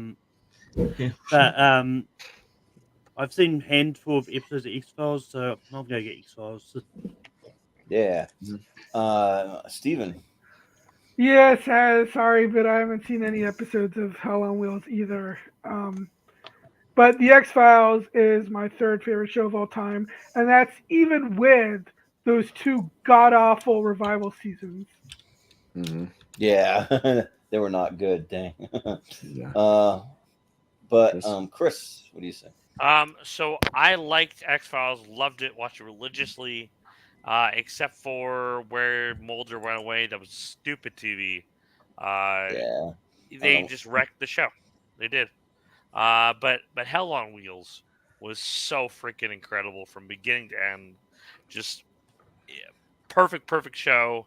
And I'll never forget writing to Anson Mount on Facebook, lead actor in this show, and asking if I could please get his autograph for my birthday, and him sending me a signed picture, and arrived there a couple days before, personalized and everything. So damn cool. Yeah, that's awesome. And he's just gone on to become an amazing actor as well, like in Star Trek Discovery and just about everything else too. He was also in the Britney Spears movie Crossroads. Oh yeah. Really? That's weird. Yeah. Well, Austin, what do you say? Yeah, I remember seeing the first 2 or 3 episodes of Hell on Wheels when it first premiered, and I was like, all right. I mean, I mainly watched it because Cole Meany was on it from Star Trek, but that was really about it. But yeah, I've seen a good chunk of X-Files, and it's weird. Like, I know it might not be a popular answer, but my favorite episode of X-Files is the crossover they did with Cops. It's called X Cops. Yeah, that was awesome. It was awesome because like it opens following like just some regular street cop guy, and they play the intro for Cops, and it looks like a Cops episode, and then he gets like attacked he runs around from a house, he gets attacked by something knocks his car over, and then it hits the X-Files intro, and then the rest of the episode is filmed like a Cops episode. It's great. It's fantastic. I did not remember that episode. But just with Mulder and Scully running around, and it's just some entity that makes like your biggest nightmare come to real life. So one person sees Freddy Krueger, another sees like a werewolf, somebody else sees like some kind of wasp man. Like it's awesome. So it's pretty cool. But yeah, that episode was great. So I'll go X-Files. Yeah. So I've seen both of these, and I think Hell on Wheels is great. Like I think Cole Meany plays a really great villain in it. Like just a total asshole guy. and then Anson Mount, he's great in it also. Like so he's a really like badass cowboy in it, and then there's some stuff to do with Mormon pioneers getting in the way of the railroad and all that. So, but yeah, the X-Files though, it's an all-time show for me. It's definitely on my top 64 TV shows, and like, I mean, I'm not gonna go through the whole entire list of all the guest stars, but man, just look it up. It just goes on and on and on. You're just like, oh my gosh, like this is crazy. Like, how many people got their from the X-Cops episode. It was great. Oh yeah, nice. yeah. You guys love the thing, and there's an episode that was obviously an homage to the thing. Oh yeah. There's that, yeah, and it's a show that I grew up watching with my mom. She was really into it. She doesn't watch much horror stuff, and it's like horror like adjacent in a lot of episodes, and yeah, like I also like what they did with the Simpsons too, that they had David Duchovny and Gillian Anderson actually do the voices and have Mulder and Scully on one of their episodes. Yeah, that's one of the best episodes actually, where Mr. Burns. Yeah, it is. Yeah. Mr. Burns, where he's like glowing green from radioactive stuff. Yeah, but yeah. So I'll give it to them in peace. Yeah, I bring you love. You bring us love. Get up. yeah, right. But and I'll just shout out my favorite cameo was Jack Black. He played a guy that like got struck by lightning or something. He had like electricity powers or something like that. That was kind of cool. But so yeah, I'll go X-Files. And you know what? I'm going to defend the later seasons because I actually think Robert Patrick, who I got to meet actually, was actually great on the X-Files when he came as kind of the de facto replacement for Mulder. Another great cameo. Yeah. Jesse the Body Ventura. Of course he's we got Stranger Things and the Teenage Mutant Ninja Turtles. Oh my god! Hey, both got a nostalgia bait shows. I'll just say that. Yeah, right. Malcolm.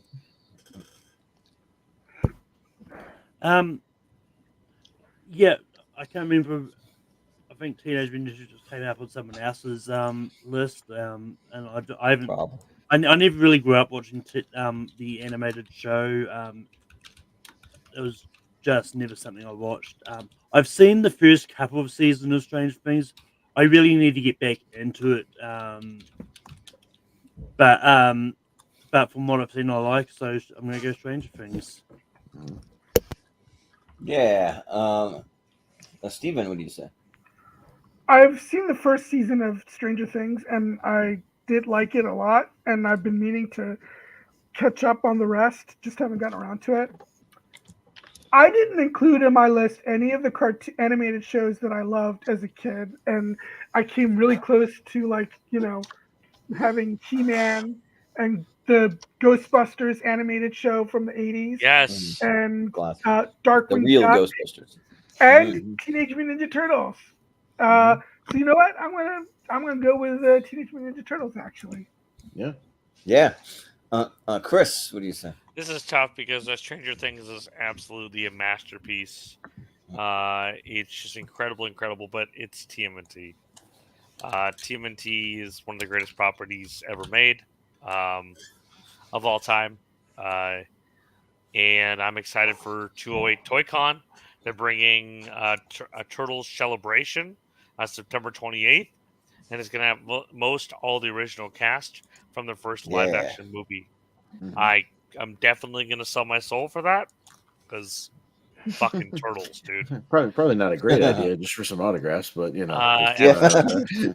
Sell your soul for some autographs. It's okay. It's very cheap. It's all right. It's not the thing. Yeah. But sorry, I'll stop geeking about turtles. But holy shit, turtles. Yeah. Sure. Yeah. Austin, what do you say? I'll go with Turtles. I watched the first season and a half of Stranger Things. I wasn't as enamored with it as everybody else was. So for that reason, I'll go Turtles.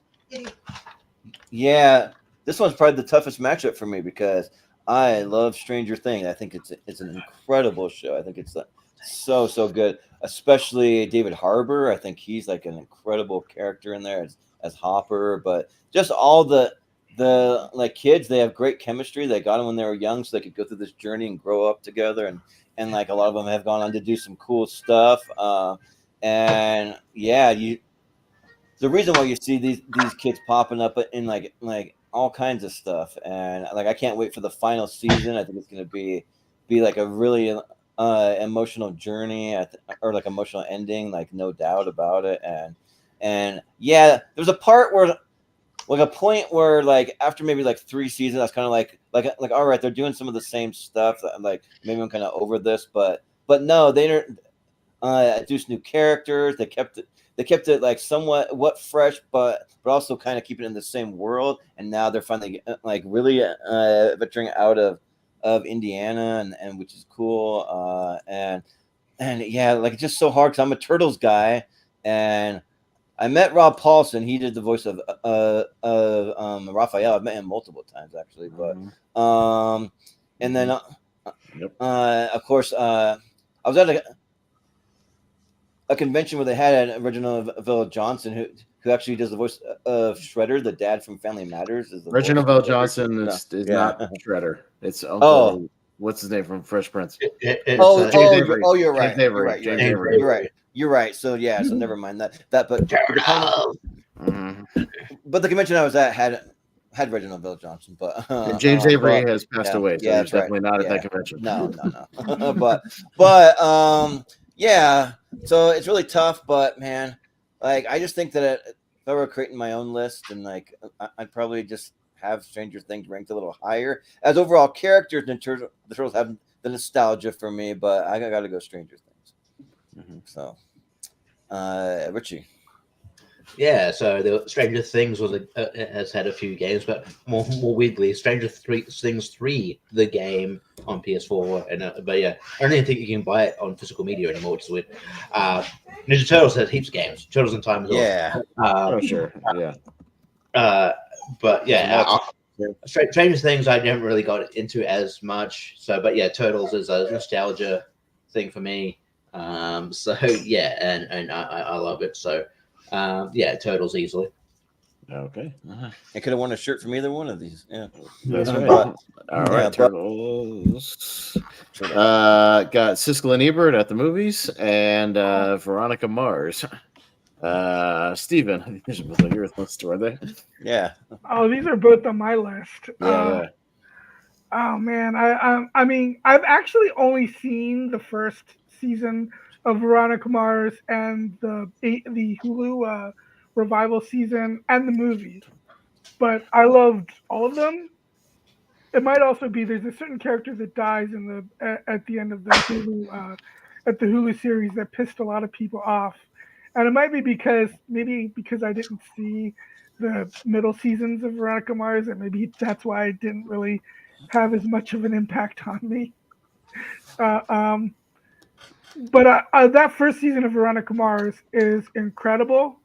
But I grew up with Siskel and Ebert, and then later with Ebert and Roper, and I love all those movie review shows like Hot Ticket. I enjoyed that, and there was one with a couple other critics, I don't remember their names, that you wouldn't have those shows without Siskel and Ebert.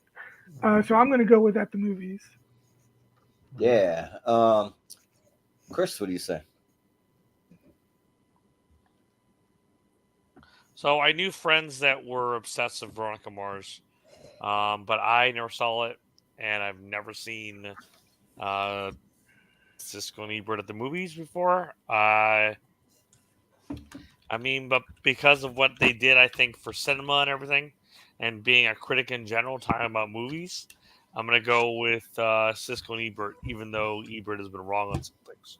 I mean, I'm not gonna lie. There have definitely been some times when Ebert pissed me off. Yeah. Oh yeah, yeah, yeah. But Austin, what do you say? My sister was one of those people, Stephen, that I think contributed to the GoFundMe to make the movie for Veronica Mars. I did too. Yeah. My sister was like a patron of that, and then got like a Blu-ray of it or something. Yeah, so she was a part of that. Yeah, she's a big Veronica Mars fan. I've never seen it personally, but I know she did that. No, I love Siskel and Ebert. I still go back and watch a ton of the clips like online. I'll watch the old best of and worst of yearly wrap up things are a lot of fun to watch. And yeah, I mean, if we pick the Oscars. Oh yeah, no, all that stuff. Like I go back and watch all that stuff all the time. I'll just put it on the background while I'm making brackets or whatever, like and listen to that. And yeah, whether or not you agree with them all the time, like those guys loved movies. Like Roger Ebert was always a champion of movies, like in general, and he championed a lot of underdog movies and stuff. And so like I always appreciate those guys for that. So yeah, I'm definitely going Siskel and Ebert. I'm surprised I should have put it on my list honestly, because I T-vote all the Ebert and Roper stuff like later when those were on, and even when they had the guest hosts and whatnot. So yeah, I'm a big fan. Yeah, it wasn't so much when I disagreed with them. It's when he would get very obnoxiously snobby about stuff. Yeah. Like if you like this, you need help or something like that. Yeah, right. Well, and there's a whole compilation, Stephen, and yeah, it annoys me of them ragging on like 80s horror movies like over and over again, and just like every slasher, and yeah, that annoys me, like because they despise horror movies for the most part, yeah, which always bugged me the wrong way, but whatever, it is what it is. It's not for everybody. So yeah, well, I haven't really seen very much Veronica Mars. I've only seen like 2 or 3 episodes. I remember that after Napoleon Dynamite came out, I was like, oh, Tina Majorino, like she's in this. So I watched a couple episodes to like try to spot her character, but because she's not like a main character, but she's in it. But like they were fine. And then I gave the reboot a chance and just didn't really see all the hype, because it's kind of like, man, like if this many people got together to like reboot a show, it's like it's got to be good. And I'm kind of like, yeah, it was all right. But yeah, like I wouldn't mind if they someday like had some other kind of like a review show on an actual like TV or like a streaming service kind of thing. I mean, you got YouTube, you can go watch reviews. Yeah, I don't mind it all migrating to the internet. Actually, I think it's yeah, but like it's just fun when you have two people that kind of like, I don't know if like Siskel and Ebert grew up together. They seem like they were like friends that grew up together. No. Okay. They were actually rivalries, weren't they? Like intense. Yeah. Yeah, no, they were rival newspapers, but they just both wanted to do a TV show, so they joined up. Yeah, and started doing public access. Yeah, because if you had two people that grew up friends and like could kind of like do some ball busting and that kind of stuff, kind of like a like Christian Harloff and Mark Ellis. I wouldn't mind seeing them if they did something like that, But yeah, But I always have a lot of fun, even like the ones where Ebert's being a snob. They're still kind of fun to just kind of get annoyed at him, you know. So yeah, I'll go for Siskel and Ebert. Yeah. Richie, what do you say? Yeah, as far as I know, Siskel and Ebert at the movies doesn't have a video game adaptation. No, they don't. Although Roger Ebert wrote something disparaging video games, so they'll never be art back in the day. So that. I'm sorry. Yeah. But and my sister also liked Veronica Mars. I never really got into it. But yeah, I watched a lot of Siskel and Ebert compilations too. Just maybe the worst of. Probably the funniest thing is their most heated argument came at when they were talking about Baby's Day Out, which is really funny. Yeah. They get so passionate about that movie. Well, I remember too when how passionate, when they're arguing. What's that movie with Burt Reynolds? Cop and a Half. Yeah. Oh yeah. Roger Ebert thought it was okay, and the other one was like, "What are you talking about, dude? This movie sucks." Yeah. No, always fun. Yeah. We're talking about like North. How they hated North so much. That's that's fun. But yeah, I enjoy that stuff, and I think there's a place for movie review shows like that. I also like. It didn't obviously come on TV here, but you'd have the episodes up online when it was like Ebert and Roper, so I'd watch that. But yeah, I like those type of shows. I wish but we had an Australian version of it called it was Margaret and David. They were like two critics, and I disagreed with them all the time. I thought they were pretentious as fuck, but I enjoyed watching it. I just think that there's a place for that. I don't know. I think it's just sad. And then every Joe Schmo has an opinion now. It's on YouTube, but it's just not as articulate, not as entertaining. That's my opinion. But anyway, I'll go at the movie. Yeah. Well, Malcolm, what do you say? Yeah, I've never really been a fan of movie review shows. It's one of those ones for me. If there's a movie I want to go see, I'll just go see the movie. I don't look up reviews beforehand. Yeah. But I've seen 1 or 2 episodes of Veronica Mars, so I'm gonna go Veronica Mars. Yeah. All right. Almost to. Oh, not that. Sorry. Whoops. Oh, Jesus Christ! What the fuck happened? Oh no! What happened? Oh, shit. Where'd it go? Fuck. That's weird. Well, we'll just remember that's Ebert and Roper. It's Ebert and Roper, not Veronica Mars. Fuck. Sorry. I don't know what happened. I hit the wrong button, and it disappeared. Shit. Well, son of a bitch. Okay. I didn't even know that was possible. Hard to remember. But I'll have to remember. All right. Anyway, but the last thing I was gonna say, real quick, is that I love watching review shows. I just don't really like doing them. That's why you don't see a lot on this channel. If anyone else wants to do them here, you can. But I don't really like doing them. I just like watching them. Warrior and Actor Studio. Sorry, we'll remember this. Even Roper. I fucked up. Sorry about that. It's all right. I meant to click the other one, and I don't know where'd it go. That's weird. Why does it just disappear? That's odd. Anyways, Warrior and Inside the Actor Studio. I don't know. I don't think it's ever happened. Chris, and we need to pick up the pace. We're at an hour 40, and we still got to get to the other side, so we got to go a little faster. Just saying. Chris? I didn't think it was my turn. I think I went first last time. Nope, Stephen went first last time. Oh, yeah. Okay. All right. So I was late to Warrior, but one of my coworkers recommended it, and it absolutely blew me away.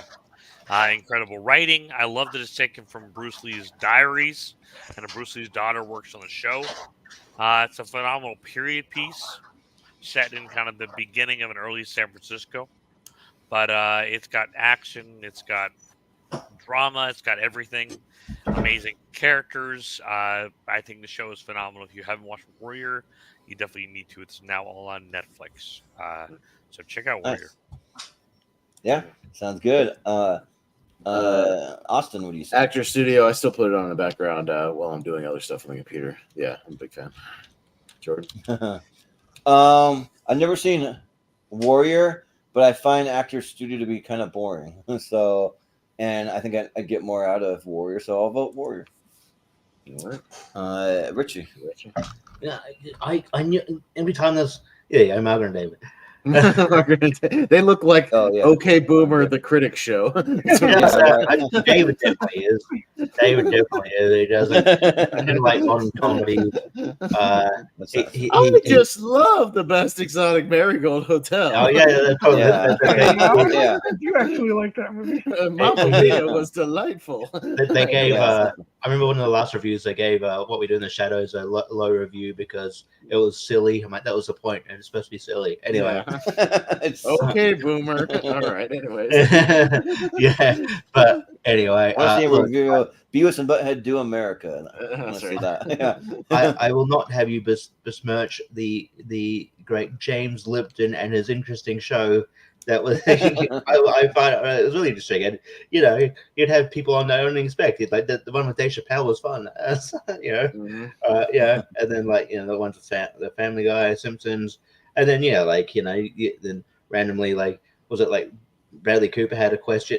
Was just in the audience one time having a question, and then so that was kind of cool. I liked it, and I haven't seen much of Warrior. But yeah, I've heard it's a really good show, but obviously the fans didn't like it. So see, but wasn't that Dan Skibellin's thing? Anyway, I'll go inside the actor studio because I think it's great. Yeah, I think the Conan podcast is my new version of Actor Studio. I like watching him interview celebrities. A little more interesting to me, but. But Malcolm, what do you think? Actually, I don't know if it was Warrior that Dan said it for. I think it was Sex Education. No, it was definitely Warrior. I thought it was definitely Warrior because he said because the show's not on anymore, and then he was like, "Oh, if it was on, people, if it was good, people would watch it." Anyway, Anyway, I only vaguely remember that anyway. I haven't seen Warrior since that tier ranker. It's one of those ones like I've heard a lot about it. Sounds like it probably won't be my kind of thing anyway, so I'm not in a hurry to watch it. And I haven't seen Inside the Actor Studio, but it sounds interesting. So I'm going to go Actor Studio. Yeah. Stephen. I was obsessed with Inside the Actor Studio when I was in high school. It's, I was in theater arts. I was an aspiring actor, so of course I was gonna love that show. And one of the funniest hour and a halves you'll ever see on TV is when Lipton interviewed Robin Williams. I mean, it took him 20 minutes just to get to the first question. Yeah.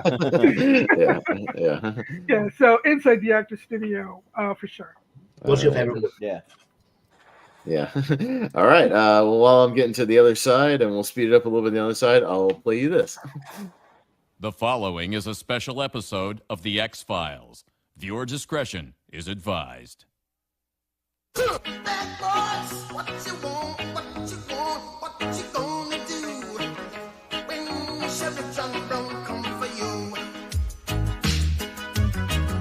Tell me what you wanna do, what you gonna do? Yeah, bad boys, what you gonna do? What you gonna do when they come for you? Bad boys, what you gonna do?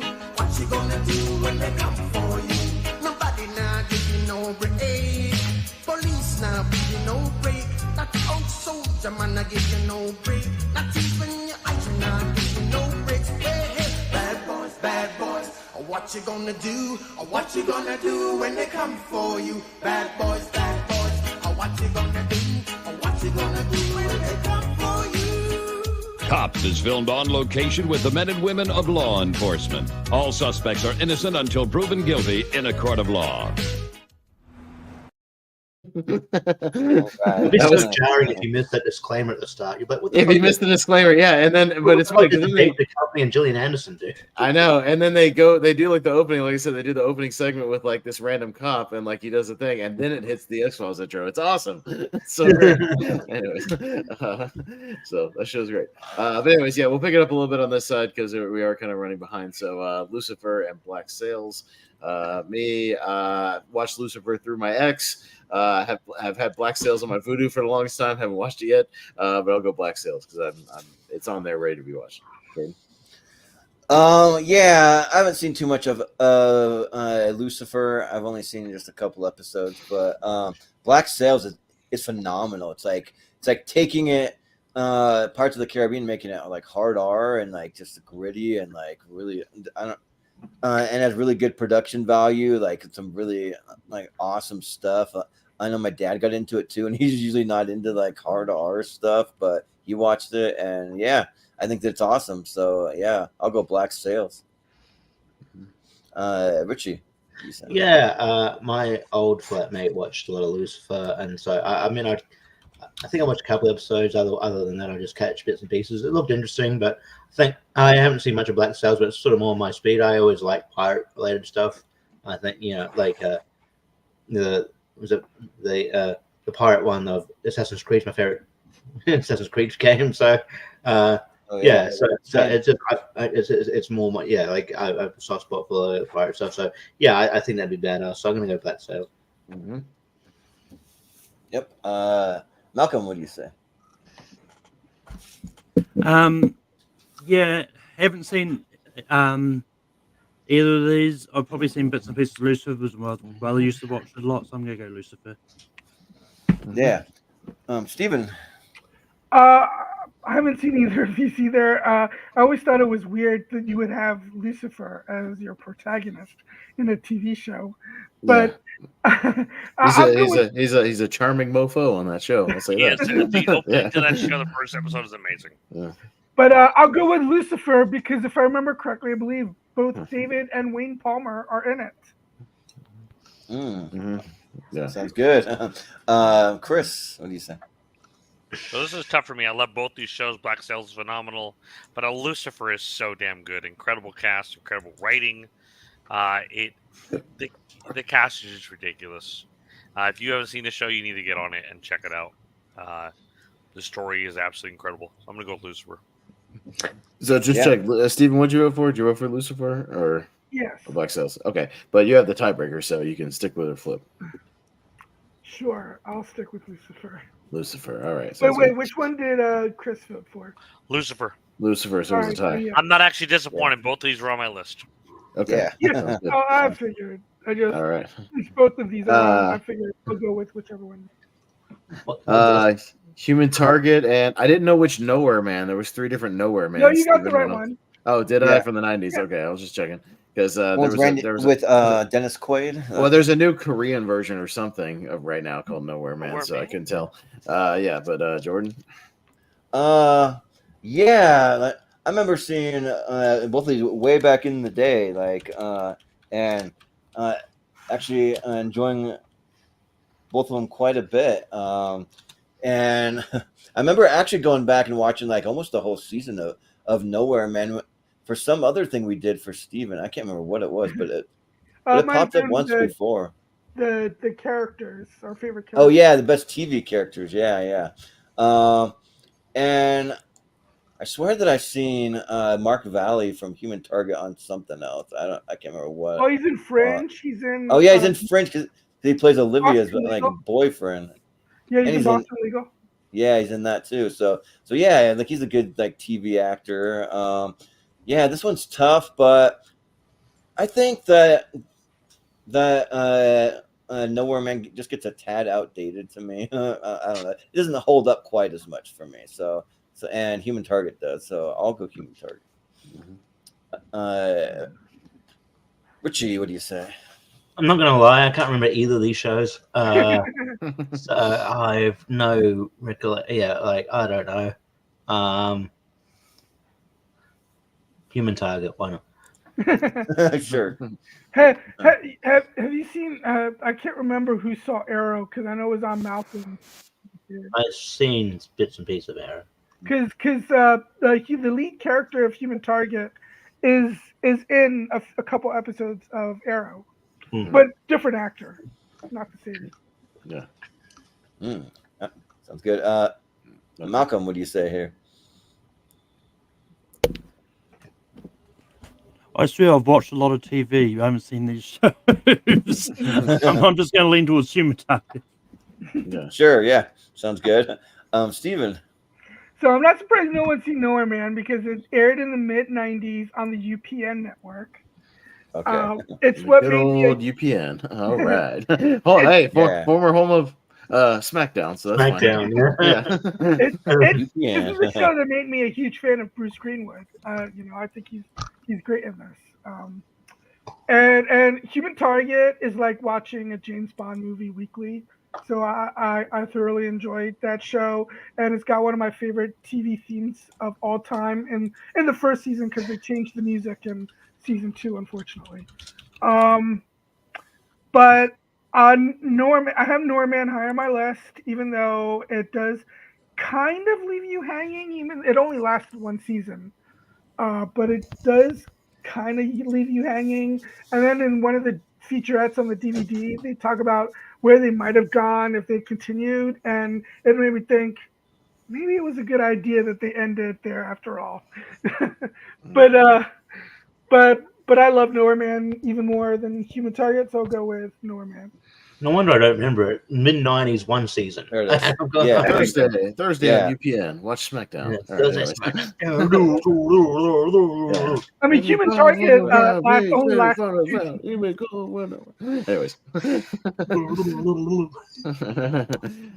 Chris. But I will say though that a young Bruce Greenwood looks a lot like Dennis Quaid. I said Dennis Quaid, but it's Bruce Greenwood. Yeah.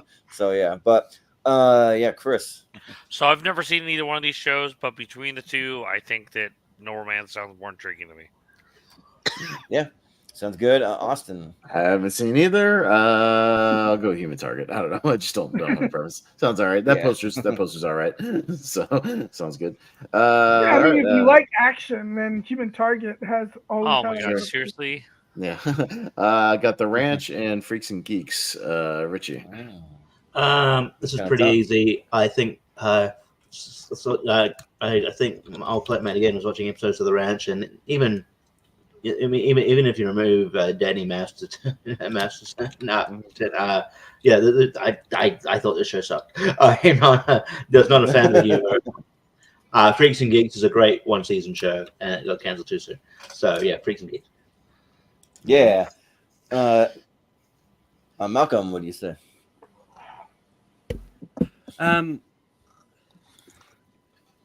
Yeah, I honestly don't care for either of these shows. Like, I thought Freaks and Geeks was fine, but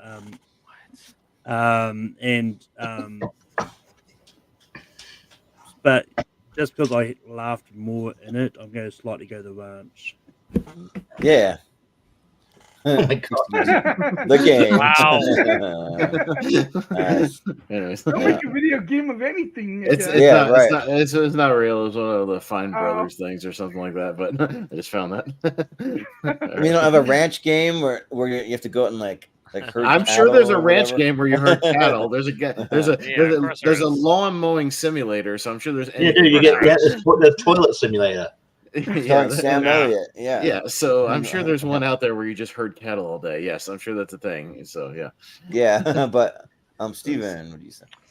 Now, in The Ranch, was Ashton Kutcher always on the show, or is it another one of those shows where he came Ashton was always on that show. Oh, he was? Always on the Okay. Yeah. I was wondering, like, did he replace Danny Masterson just like No, he replaced No, it was he was yeah.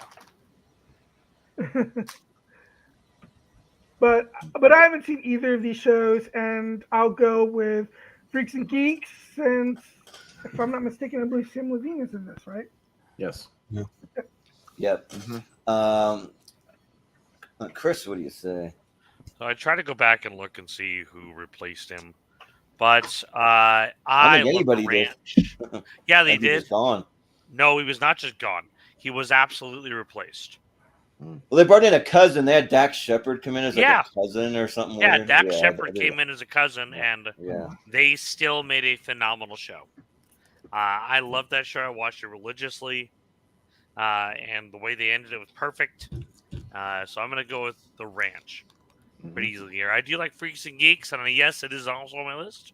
It is a masterpiece, but The Ranch is absolutely a perfect show. It definitely tugs your heartstrings. It's funny. It's got real heart. Yeah. Yeah. Austin, what do you say? See, I don't want to do a video game of something I can do in real life. That sounds stupid to me. I play video games so I can do shit I don't have to do, like I can't do in real life. I want to be an action hero or a spy or like fight monsters or be an old cowboy. Like I can go rent a pressure washer and pressure wash my house. That's stupid. I can do that for real. There's like job simulator. Like, why would you? Yeah. Why would I want to do my job at home? Yeah. It's like, why would you play games to escape reality? Why would you want to I'm going to go to work. Fuck yeah. Yeah. No, the lawn mowing simulator is like I can go get a job with the landscape company and mow lawns all day. Why do I want to do that? That's stupid on a video game. Anyways, well, funny enough, if you look it up, they released some DLC for Power Wash Simulator. I saw that. It's a real thing. Like that, they actually upgraded all your power washers to do different things. It's weird. Yeah. Yeah. But, what a world. Yeah, right. But I guess it's those like OCD people who need like those satisfaction videos, like so you play this game and you clean everything up and you're like satisfied. I don't know. I guess that's what it's for. I don't know. Somebody plays it. Yeah. It's real. I don't know. Well, they got like video games where you can organize stuff. They got those weird phone apps where you're like pouring things into beakers and weird stuff. That's weird. I don't know. But yeah, like this is kind of interesting because I really like Freaks and Geeks, but I also love the Ranch, and it lasted more seasons. But like the Ranch really surprised me. I really like that old like curmudgeon guy that played the neighbor too. Like him and Sam Elliott just had like some good chemistry that like worked. So yeah, I'll give it to the Ranch actually. Okay, it's a tie to Chris. The Ranch. Yeah. Okay. All right. All right. Are You Afraid of the Dark and The Following? Malcolm.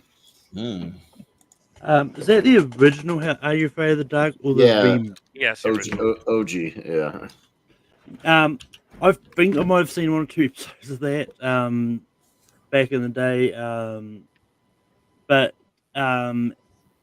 And I know of The Following, just never watched it. So I'm gonna go Are You Afraid of the Dark?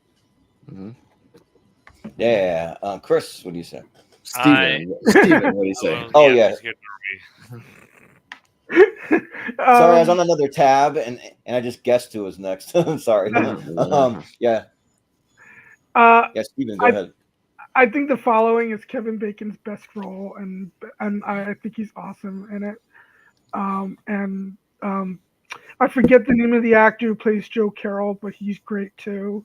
And James Purefoy, yeah, he's awesome. And I was so disappointed when the show was canceled because the 3rd season ends in such a way that it would have made for an amazing 4th season if they had continued it.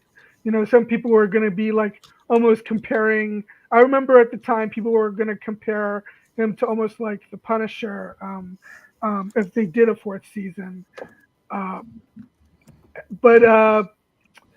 I'll go with The Following. I don't really remember Are You Afraid of the Dark? I don't even remember if I've seen it. Was that on Nickelodeon? Yes. Yeah. I don't remember if I saw that or not. Mm-hmm.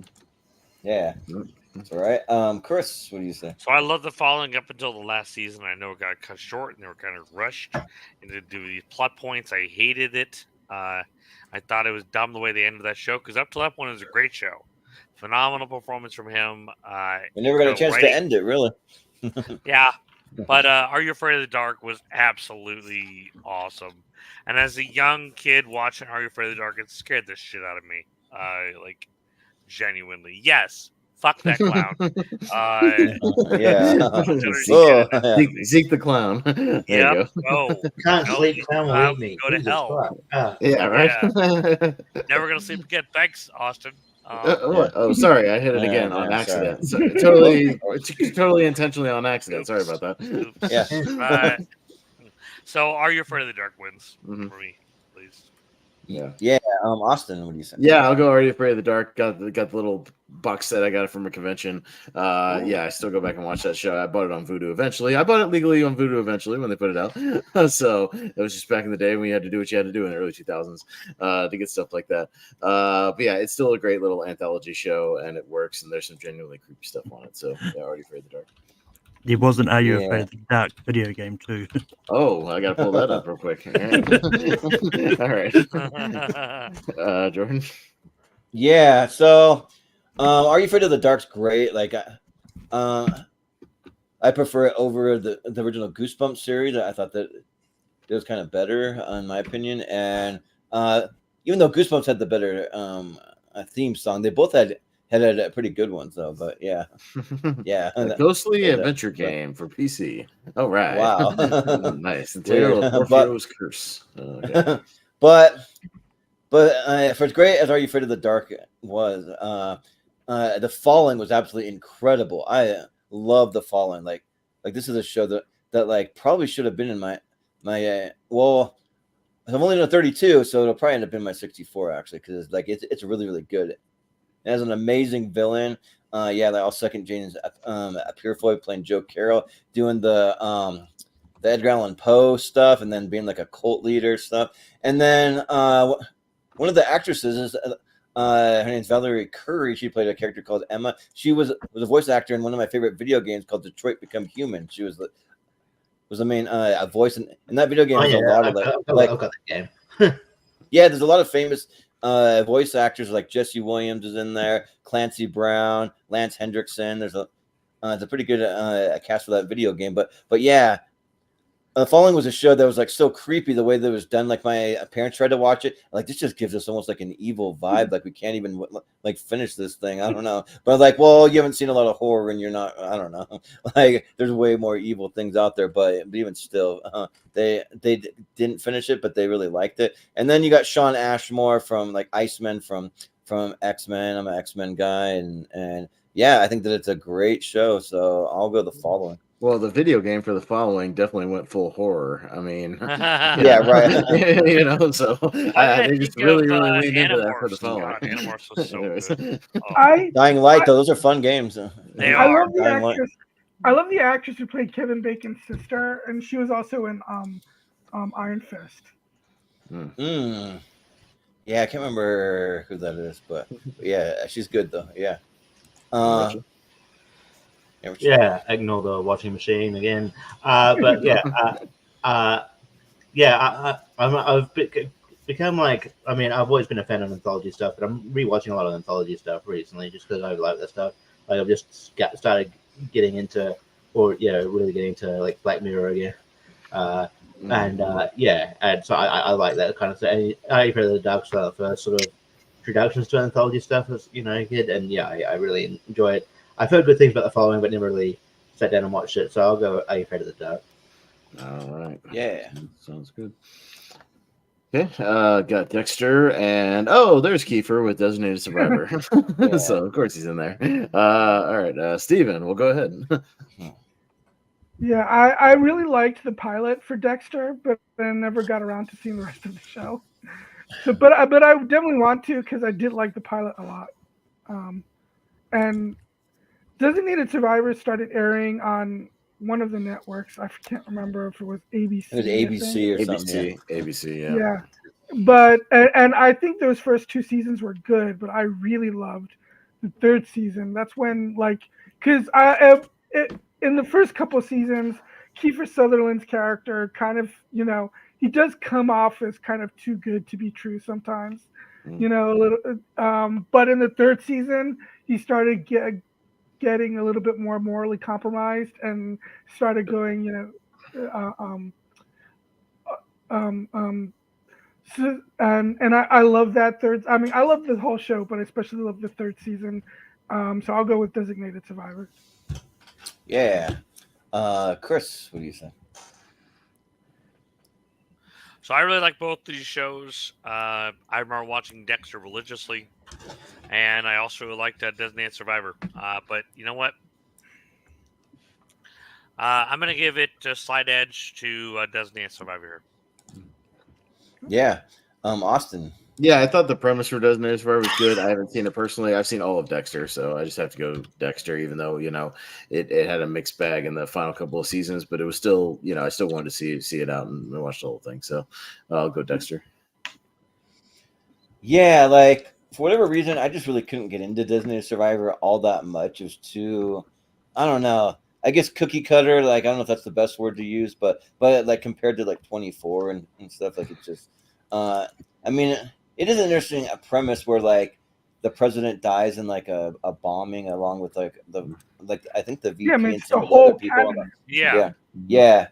So they all die, and so they bring in this other guy who's like would be the next in line, and it's like someone that's like way down the line.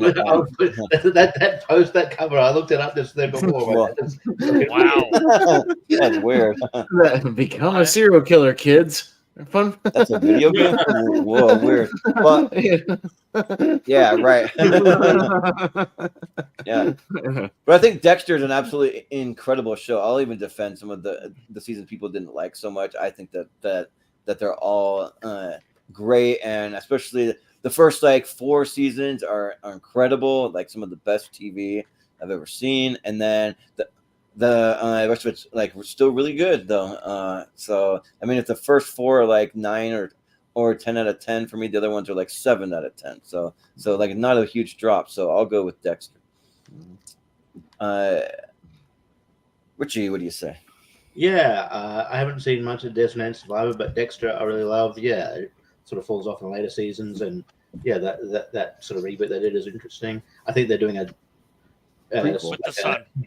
Dexter's Kid show. Yeah. So young Dexter. But yeah, I'm gonna vote Dexter. I will. You gotta be patient. Don't eat me. But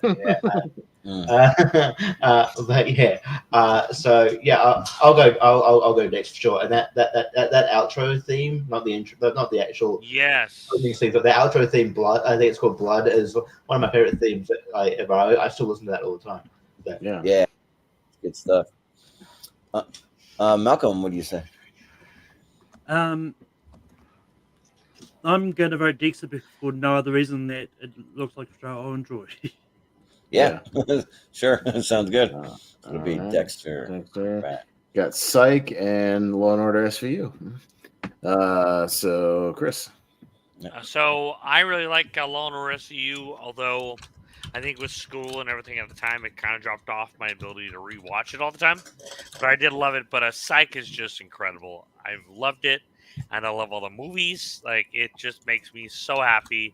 And then I was kind of late to it. Jordan really introduced me to the show. And I'm like, why the hell do I care about these guys? And it's just so funny. And it's so good. It's all about the chemistry that they have. It's so good, yeah. But Austin, what do you think? Yeah, no, I've never seen Psych. I didn't watch a lot of those like USA shows. They just weren't really my bag, like this kind of style and whatnot. But yeah, I've seen a ton of Law and Order SVU. I mean, it's a comfort show for a lot of people in a weird way. It's weird to say like, oh, a show about people that are victims of sexual assault and all this stuff. Oh, it's a comfort show. I just watch it all the time. But it is. Chris Maloney beating the shit out of you guys. Yeah. Yeah. Right.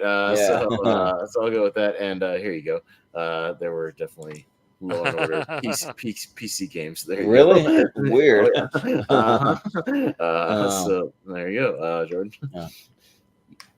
Yeah, USA smiles and sunglasses. Like they did a lot of that kind of stuff going on. But Psych was awesome.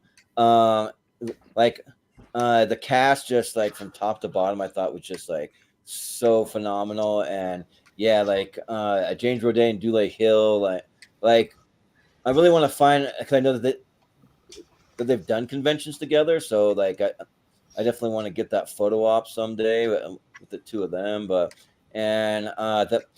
main girl that plays Juliet, I always thought she kind of looked like Alicia Silverstone. I thought it was the first time that I watched it. Yeah.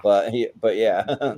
And then Timothy Munson too, like what he's been through. I think he had some kind of stroke or something, and now he's kind of like sort of paralyzed in some ways. was just kind of wild. But they really treated his character with so much reverence. They wanted him to be a part of it. They waited on the filming of some of the movies and made sure he could be a part of it and all that stuff. So that was really cool the way the cast rallied around him. And then Corbin Burnson playing the dad too is great. I mean, Law and Order, I think SVU is the best one out of all of them. I mean, like, who doesn't love Christopher Maloney and Ice-T and all those guys? But I got to go Psych. Yeah. Mm-hmm. It's a clean show. You can watch it with your whole family. So when you grow up in a Mormon household, you can watch Psych anytime you want. Richie. Hey, Austin, did you mean this game? I've got it. I don't know whichever one they say. Oh, you actually have it. It's the same thing that you just showed. Let me see. Put it on screen. Actually, Is it good? It's the same thing. Yeah. That is so funny. Is it good? Yeah, some of them are. I can't really play them much anymore because they're on old Windows. But yeah, there's also a Telltale game that I don't think you can play anymore called Order Legacies, which is all right. But yeah, so I like all those things. I haven't watched much of Psych, but yeah, I'm sort of doing Law and Order SVU only sort of recently got a lot of seasons. Some of the seasons got added to Netflix here, so I'm just I'm watching some of them. So yeah, and I'm enjoying it. Yeah, it is weird that there you go. Wow. But it is weird. Out of all the Law and Orders, this is the most popular. About the probably a more uncomfortable subject, but and also every time I think of Law and Order SVU, I think of John Mulaney's Ice-T joke, where he sort of talks about how Ice-T doesn't really understand his job. It's like, it's so good. But yeah, and Mariska Hargitay is still hot. Yeah, she is. Oh, good. Yeah, so I'll go Law and Order because I don't see much of Psych. Yep. Yeah, there's Jim Gaffigan where he's like talking about getting his kids some Law and Order shaped gummies. He's like, ooh, this one is shaped like Olivia Benson. Ooh, some justice for my children. Here you go. Good stuff, yeah. But Malcolm, yeah. Yeah, I haven't watched any of the, for what it feels like, 50 different spin-offs from Law and Order. They just had a new one debut. It was like Law and Order Toronto SVU or something. Yeah. But I've actually just started watching Psych for the first time because they've just dropped the season, all the seasons on Netflix over here. Nice. So and I've only seen one episode so far, but I like what I saw, so I'm going to go Psych. Yeah, sounds good. Stephen, did you vote? No, I did not. Okay. Back before we cut the cord for TV, I would often watch the channel Ion, and they would show old episodes of SVU, Blue Bloods, Flashpoint, stuff like that. And my dad watches is like Blue Bloods all day, every day. I love Blue Bloods actually, but so I would watch on occasion an episode of SVU, and it's it's not great TV, but it's a solidly reliable show and reliably entertaining show. But I love Psych. I love the cast. I love the chemistry between those two, and I had a huge crush on Maggie Lawson. So Juliet. So I will go with Psych. Yeah. But it's a tie to me, and I'll go with SVU. All right. Alias and Castle. I know one of these had a video game. Yeah. Oh yeah. Yeah, I actually Castle. had it and even It's all about books. Yeah. I think this cover is what it's from the video game. I think it's what I rolled. Yeah. Oh, it is? Yeah, I actually think it was. I'm pulling it up right now. That's what I pulled. There you go. There it is. Back when Acclaim was a company. And having said that, I haven't. What? It's PS2, but I'm pretty sure when we had it, it was Xbox. It's probably on both platforms. It's on probably on both because they were the same time. So the crossover. Yeah. Having said that, I haven't seen either one of these shows. I've heard a lot about Castle and Alias. I'll go Alias because hey, that's a video game. That's fine. Jordan. Well, I've met Nathan Fillion. I got a picture with him. He's awesome. And like one of the nicest guys that when we were doing the photo op, they weren't herding us through as fast, so we got to talk to him for a couple minutes. But and all my friends when we went, they all bought books under the Alias Castle, because you can buy them if you go to a bookstore, and they all got the book signed by Nathan Fillion, but he signed him as the character.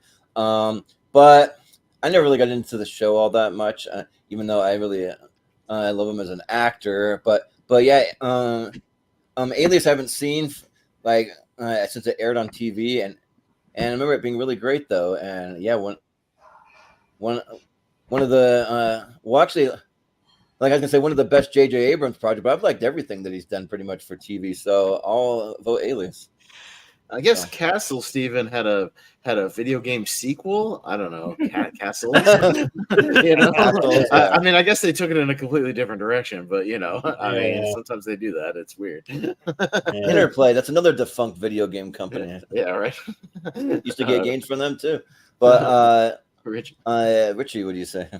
Video game companies go defunct like every time, almost as much as people are born. Right. But yeah, I haven't seen much of Castle, but I've seen plenty of Alias. Alias came around. Alias came around at a good time, you know, because Jennifer Garner at the time got me through puberty pretty well. Yeah, but you know, it was also a good show, and yeah, I enjoyed it. It was very intriguing. So yeah, I'll go Alias. Yeah, Malcolm, what do you say? Yeah, I haven't seen Alias. It's been one of those shows I mean to get to at some stage. I remember being on. And it was, I think it was an episode of One Got to Stay, because I think Stephen was there as well, where we had to pick between Alias, Lost, and two other J.J. Abrams shows. I can't remember what the other two were at the time. I actually remember watching that episode. Yeah, but 24 was one of them, I think. Oh yeah, no, I don't think it was for true J.J. Abrams shows. It off for just for TV shows. But I have seen a handful of episodes of Castle, so I'm going to go Castle. Yeah. Stephen, what do you say? Well, speaking of having major crushes, I mean, both of these ladies actually, not just Jennifer Garner, but Stana Katic. Is that how you pronounce her name? Yeah, that sounds right. She's great too. But Alias is in my top 5, and Arvin Sloane, played by Ron Rifkin, is, in my opinion, the greatest TV villain of all time. And you have Victor Garber and Alina Olin as Sydney's parents. I mean, Alias for sure. Yeah. Chris, what do you say? So I've never really seen Castle. I kind of think the episode I did watch or so, I couldn't really get into it. But I do vaguely remember watching Alias, but I feel like I need to watch more of it because it sounds absolutely awesome. Yeah, and Jennifer Garner was hot as hell. Still is hot as hell. So, yeah. All right. I'm surprised you didn't like Castle because you're a book guy, Chris. That's about what a writer. So. Well, if you've never seen Alias, definitely start with the pilot, because not only because that's what you should do for any TV show, but also it's it's probably the best pilot I've ever seen besides Lost. Wow. Yeah. Start that with a bang. Oh, that's basically the same thing. Although I'd like to see a Muppet version of The Walking Dead. That'd be a fun show. Muppet zombies. Speaking of great pilots, though. Yeah, great pilots. The pilot of The Walking Dead is pretty damn good. Yeah, Jordan, Walking Dead, and The Muppet Show. Oh, this is easy. It'll be The Walking Dead. Like The Muppet Show, it's like great for nostalgia. The characters are fun, but I mean, The Walking Dead is like one of the best shows. I mean, like it got a little long, winded, but I finished. I haven't started any of the spin-offs because I don't know if I want to like go The down. show that hasn't road. finished. I refuse to believe that show's finished. They just continued it with spin-offs. That show Yeah, hasn't- right. Yeah. Yeah, because it's like There's 3 different ones on TV right now. It's ridiculous. I start watching any of the spin-offs. It's like I don't know if that's a path I want to go down and get get involved for the next 3 years of my life or whatever. I definitely want to see what happened to Rick at least. Yeah. I heard that's the best one of the 3, but yeah, I'll go Walking Dead. But and Richie? 2 franchises, Richie, that both have a lot of video games, so I can't pop them all on the screen. But yeah. I will say though, the Walking Dead Telltale games one of the best games I've played in years. I did play. Yeah, I think at least the first one. Yeah, because they've had some good ones too. That game is so good. It's so good. Yeah, and I mean, Muppets had a lot of games. But yeah, this is how I mean, like obviously I grew up with the Muppet Show. Grew up with the Muppet Show, and then later like Fraggle Rock, which is another show. Yeah, and I came late to Walking Dead, but yeah, I liked it. But yeah, obviously got long in the tooth for a while there. But still really good when it was really good. Just to make things interesting, I'll go to the Muppet Show, but I obviously don't mind if Walking Dead goes through. Yeah, they've been trying to bring back the Muppet Show and Fraggle Rock so many times, and they just never work. They just get canceled. I don't know about Fraggle Rock. I love the Muppet Show. Yeah. But Malcolm, what do you say? I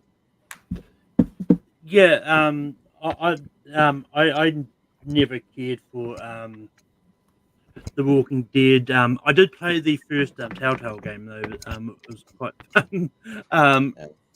But because I think that's when the first Telltale game came out, they also brought out the other Walking Dead, which wasn't a game which wasn't as good. Yeah. But I mean, I love the Muppets. I think they're fun, and I think the Muppet Show that came out back in 2016. I think that was pretty underrated. Personally. Rules. Yeah, it's a good game. Yeah. But so I'm going to vote the Muppet Show here. Well, I was looking forward to the Muppet game with Dr. Teeth, the drummer, and I don't know if it even like aired or like what happened to it or like it was a Disney Plus show. It's a Disney Plus show. It was really good. Was it still on though? Are they still doing episodes or like what's going on? I don't know what happened. Well, it was. I think they dropped all episodes at once. Yeah, they did. Okay, it's all on. I watched it all religiously. Nice. Well, Stephen, what do you say? See, the only Muppet Show I remember was Muppet Babies. I thought you were gonna say I love Muppet Babies. Muppet Babies. Yeah, and it's mostly the theme. And it's mostly the theme. Yeah. So yeah, I mean, I not because I thought it was bad or anything. I just kind of fell off on The Walking Dead just for no reason. I just did after Rick left. But I definitely want to go back and finish it because I actually do want to see all the spin-off shows. But I loved it up until then, so I'm gonna go with The Walking Dead for sure. Oh, got canceled in November. That's what I thought. I thought it got canceled. Yeah. That's sad. But Chris. So I liked The Walking Dead up to a point, and then I just didn't care anymore. I think I dropped off after like season 9, and I just didn't give a shit anymore about it. And I definitely don't care about the spinoffs. It was really, really good though when it was amazing, and I'm really happy that I have his autograph that you got me at the Comic-Con. Oh, for John Bernthal, yeah. Yeah, freaking incredible. But the Muppet Show is just nostalgia for me, and I'm talking about the original Muppet Show. The awesome cameos are incredible. From having the original Bela Lugosi come on there to, of course, I love the interim song with John Denver. Those are just 2 episodes that stand out. But seriously, and the Star Wars episode was awesome with Mark Hamill on there. Was so good. And Princess Leia, Elgo Carey, and all them cast was amazing. Yeah, so many other good ones. Yeah, they did a lot of themed episodes. Even Muppet Babies, they were doing like Indiana Jones. And, I love James Muppet Bond Babies. and like all that stuff. Yeah, Oh, But- it's one of my favorite shows. But Austin, what do you think? Go watch the Jim Henson documentary before they just pull it off for Disney Plus for no reason, which I'm sure they will 6 months Yeah. from now, because they just pull off their own stuff for literally no reason at all, stuff that they own. The Jim Henson documentary is great. Go watch it, and it made me kind of nostalgic for the Muppet Show and all the work they put into that. So, for something different, I went on a Muppet Show binge. I remember about a year ago for a little while, so I'll go Muppet Show. Why not? Yeah. All right, With Max, they've been pulling off all their own stuff. It's annoying. Chuck and Twilight Zone. Richie, if you're there, Richie. No. Yeah. Hang on. Okay. Good. All right. Yeah. I think I like Chuck. I think it's a decent show. It was back when I think I feel bad being saying this. I prefer when Zachary Levi was sort of just that dude that you knew from a couple of TV shows, and now he's like casting a lot of things, and I find him annoying. And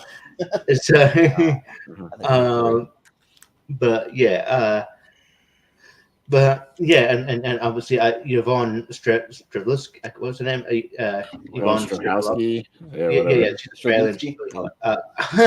She's also in Dexter, so there was there's also parallels there. She was also in 24. Oh, yeah, there you go. Of course she was.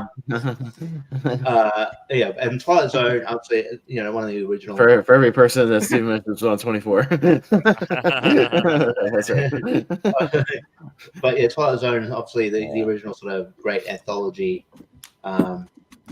series. One that sort of the benchmark for all anthology TV shows. I know. They even try to bring it back with like Jordan Peele, right? They try, it just wasn't very good. Wasn't very good. Horrible. No. Yeah, unfortunately. But yeah, I'll go. It was that bad. I kind of liked it. Nope. Yeah, I'll go Twilight Zone. The Stephen Ewan episode was actually pretty good. Yeah, Chuck's all right. But I'll go Twilight Zone. Yeah. Malcolm, what do you say? I mean, I don't know if it's specifically about the TV show, but there was a Twilight Zone VR video game that I just randomly looked up. Yeah. I don't know if it's related to anything of the series, but I never watched the Twilight Zone though. I did watch the Jordan Peele one, and I did actually like it. I did find it somewhat interesting, but and I never really watched Chuck, but it was more a show my brother was into than me. But I've seen a few episodes. It was decent, I guess. I'm gonna go Chuck. There was one of those digital pinball video games, the Twilight Zone. Remember those PC like digital pinball games you could do for a while? So there you go. Stephen. I'm so glad Chuck. I'll just go with the real pinball machine because they have that too. Yes. I'm so glad Chuck is on Chris's list because it was a last minute cut for me. And yes, I had a huge crush on Yvonne Strahovski in this, and I love the chemistry between those two. And is it Adam Baldwin?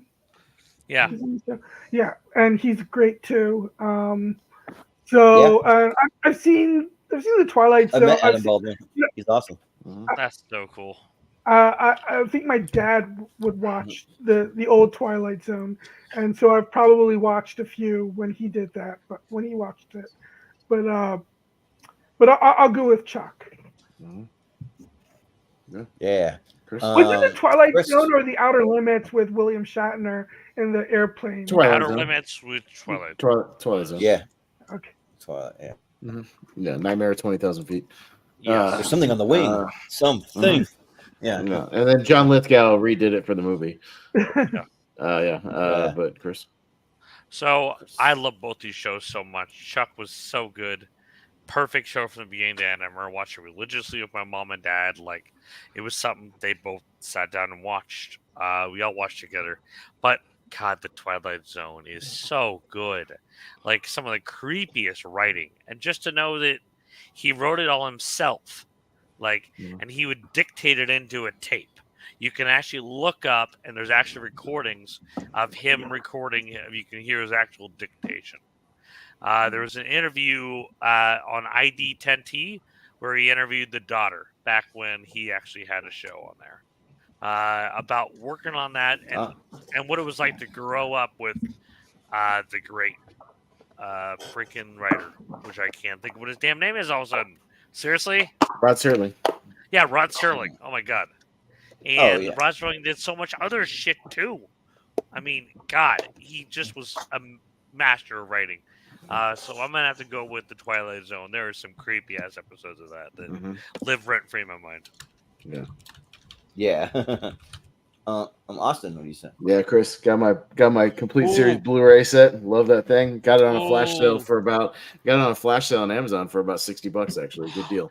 That's awesome. I need that. No, I wanted to preserve it just in case, it gets wonky with rights or whatever. So yeah, because I love Twilight Zone. My dad got me into it. We used to watch like the New Year's marathons and things on Sci-Fi, and some of the holiday marathons they do, and it still holds up. It works. So I'm easily going Twilight Zone here. One of my favorite shows.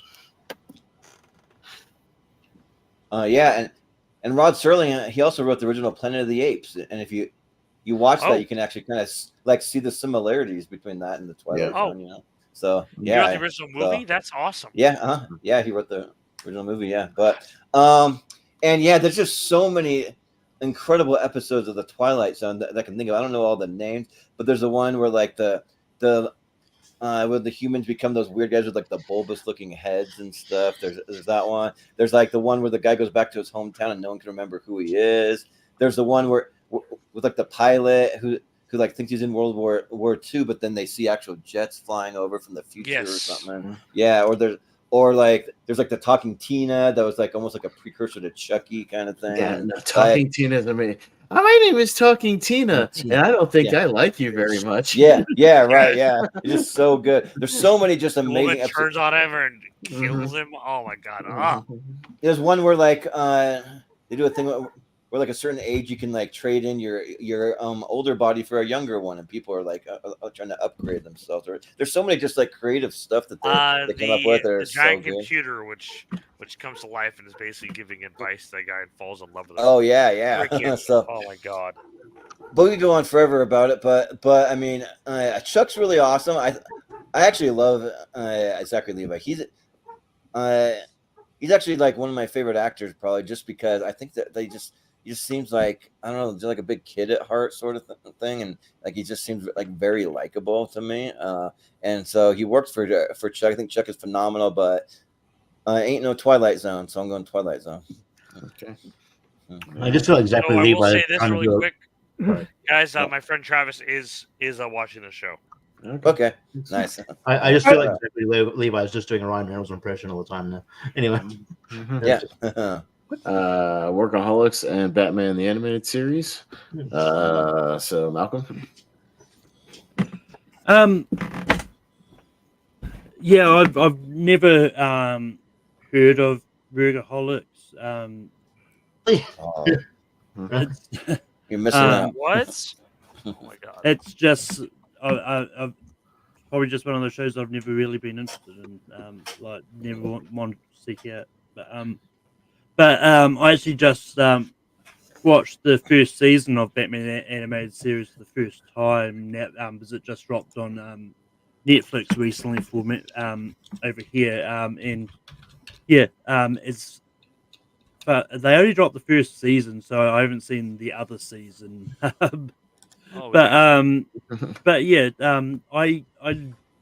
it was a decent. I wasn't as over the moon as I think most people are in the animated series. I think it was but it was just a good animated superhero show. So I'm going to go Batman the animated series. Yeah, Stephen, what do you say? So I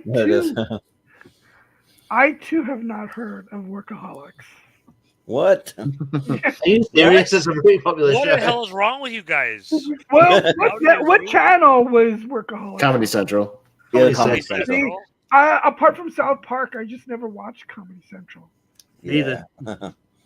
But I love Batman the Animated Series, so I will definitely easily go with that.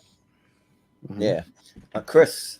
this is really tough because also another show Jordan introduced me to, Workaholics. I was Yep. like, what the hell is this thing? And that show is So great. brilliantly done. But holy shit, Batman animated series, like full live orchestra. It was like the first show to outside of I have that. The Blu-ray. There you go. Yeah.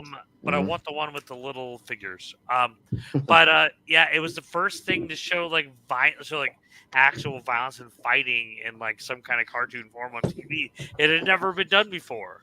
Like this thing was totally supposed to bomb. So I'll stop geeking out because literally we're almost 3 hours. So, Yeah. anyways, holy shit! Just the score alone for Batman the Animated Series is the cat's meow.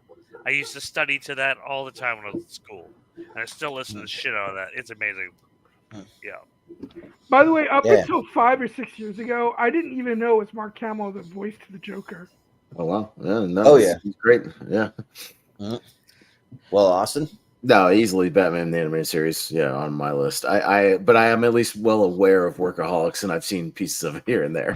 I am aware of its presence. I don't watch it a lot, but I'm aware of it. Jordan. Yeah. Well, smoke 'em if you gotta be fresh. And for Workaholics, and I have 2 of the 3. I don't have the third one. I got to get the Blake to do with the long hair, but I've got my Adam Devine pop figure, and then I've got the Anders ones, but I just need to get my third one, which for whatever reason they didn't have it when I bought it. So, there's some amazing episodes too. They do like a whole post-apocalyptic episode where they're like going through the bowels of their office building. There's these guys that just work at this office, but they get high on the weekends and drunk and they're party guys, but they're able to like just kind of like almost scam their way through, just like making good money at like some kind of tech company, and just some like really hilarious stuff. Like they destroy the house that they live in. They literally destroy. There's an episode where they turn it into like a slaughterhouse, and they're like cutting up meat and like make it like and like blood's flying everywhere and all that stuff. And the episode's almost kind of gross, but that's kind of like the point of it. It's kind of like a gross out episode, sort of. But so yeah, like it's really tough. And I've seen all of Batman the Animated Series. I love it. I think that's great. Rest in peace to Kevin Conroy. He's is a phenomenal voice actor. But you know what? Just because I kind of know where it's going to go, so I'll show some love to Workaholics. I think that's great. It's one of the best series Comedy Central has ever had. So yeah, Workaholics. But Richie, what do you say? Yeah, I like Workaholics. At least aware of it. I'm not. I wouldn't like say I love it or anything, but yeah, I do watch it. It's a shame that they were going to do a movie, but then for whatever reason it got cancelled. I don't think that there was any explanation for that. Yeah, they did. Game Over, man. Where like Adam Devine shows his dick way too much in that movie. Batman the Animated Series is great. That's sort of peak sort of television for me. I like all those animated series, like Batman, I like Spider-Man, I like Superman. So I'll go Batman animated series for sure. Yeah. All right, let's keep this going. Wrap it up soon. Yeah, we're running along, but Yellowstone and Lost. Stephen. Yellowstone is one of those shows that I've been meaning to watch. It looks good, and I like that. I don't remember his name, but I know he's like the Hell or High Water guy and those. Taylor Sheridan. Yeah, Taylor Sheridan. But Lost is my second favorite show of all time. So Lost. Mm-hmm. Yeah, sounds good. Chris, what do you say? So I've talked about it obviously on this before, but I need to get my blueprint that I got from the set of Lost that is signed by the guy who played the rock star in the very beginning flashback of episode 1 because of my work all the time. But yeah, Yellowstone is freaking fantastic. Just, heartbreaking writing, amazing writing. It's just an incredible show. And I love the spinoffs. Mm-hmm. Yeah. Sounds good. Austin, what do you say? Yeah, Lost frustrates me, and I've been wanting to get into Yellowstone. My family's big on it, so I'll go Yellowstone. Yeah. So I've seen all of like the regular Yellowstone. I haven't gotten to any of the spin-offs because I kind of like stopped and then like I know what's coming. I'm like, oh my gosh, this looks incredible. So I'm gonna get to it, but I just haven't quite yet, and like I'm just waiting for when they're gonna drop another season of Yellowstone. They need to, but I think it's coming soon. But yeah, Lost though is one of my like all-time favorite shows. It's in my top 5 of all time, and I have the weirdo video game, The Lost Via Domus. There it is. So I need to pull that up. Oh shit, forgot about that. Like for the PC, it has horrible graphics, but you get to play as your own character, and then you like interact with all the characters from Lost, though. Yeah, for me, like I was a big Charlie fan. He was my favorite. Charlie and Desmond actually have this like a custom graphic I made myself that I want to go get it printed and put onto a T-shirt because yeah, and it turned out pretty cool. But yeah, the Via Domus, there it is. Via Domus. Yeah, kind of weird. Which came out in like I don't know. Ever played that one, Richie? 6. Yeah, video game. Yeah, it sucks. Yeah, but I think that it's an incredible show. Like maybe one of the greatest villains with Benjamin Linus. I think he's just such a great villain, with like multi-layered and faceted.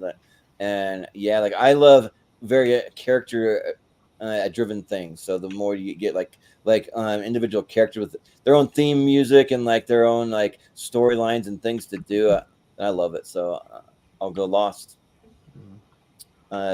Richie, you say? Yeah, I mean, if you weren't going to bring up the video game, I was going to because that's the other game. But yeah, this is hard because I trailed off Lost early on. I'm it just wasn't for me. And Yellowstone, I haven't, I get the hype, I just haven't gotten around to it. So I'm probably more likely to like Yellowstone more than Lost. So I'll go Yellowstone. Yeah. Malcolm, what do you say? If Jordan or Richie didn't bring up the video game, I was going to. Yeah. Yep. I actually enjoyed the video game personally. I was disappointed because you couldn't romance Kate in it. But, I know, yeah. But Lost is an all-time favorite show for me. It's great. I haven't seen Yellowstone, so Lost. Yeah, the video game used to have a love triangle between Kate, Jack, and Sawyer. Come on. Tyler Jordan. Oh, I gotta go Lost. Easy. Okay. Dawson's Creek and NCIS New Orleans. Okay. Very specifically. Yeah, Chris. I never really cared about either one of these shows. I guess Dawson's Creek, only because there's some gorgeous women on the show. I don't know. Yeah, Katie Holmes. Kind of like the 90210 type show. Mm-hmm. Yeah, just gorgeous women. Yeah. Austin. I don't think I've ever seen a single episode of any NCIS show. I don't care what it is. I am 100% convinced that NCIS is always at the top of the ratings because old people fall asleep with the TV on, and NCIS comes on after the news, and just is always at the top of the ratings. I'm always convinced of that. But I'm sure some people do. What? You mean before the news? No, I mean, or just in between. Like they fall asleep after the local news, then that comes on, and they wake up for the end of the news, and they go back to sleep, and they just leave TV on all night. And those CSI spinoffs as well. Yeah, everything in between, like all that stuff. Yeah, the million and one spinoffs for NCIS. Yeah, I don't care. I guess another Joshua Jackson show, so I'll go Dawson's Creek. But here you go. Here's your NCIS video game. Yeah, that game sucks as well. It's on PS2. And there are some gorgeous women on the show. I know the New Orleans one is not the same one, but at least the pigtailed chick, what's her name, was hot as shit. But Abby. Yeah, right. So pretty. Yeah. Actually, New Orleans had good-looking women too. Yeah. But I don't really care for anything with an N, a C, a I, or an S in it. Any of that. CSI. I like NCIS, the original NCIS. Any of that stuff. It just doesn't do a whole lot for me. They're just kind of like the procedural. I mean, I know this one had, I think, Scott Bakula in it, but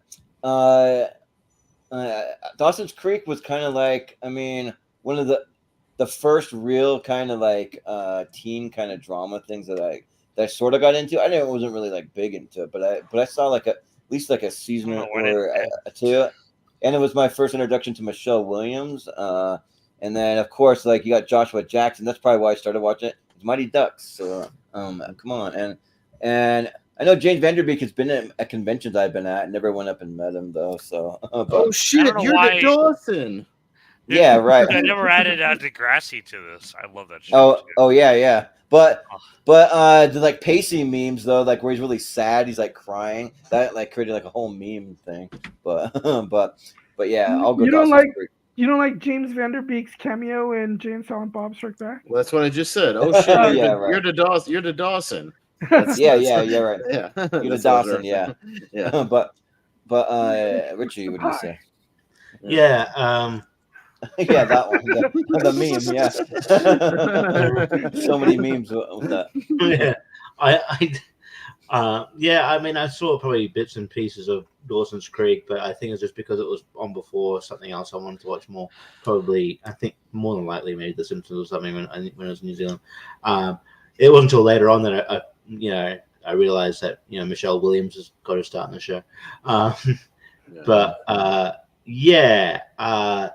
And it's sort of the only one thing I remember vividly about the show is the theme song. Yeah. I don't want to wait. Can you sing it along to us?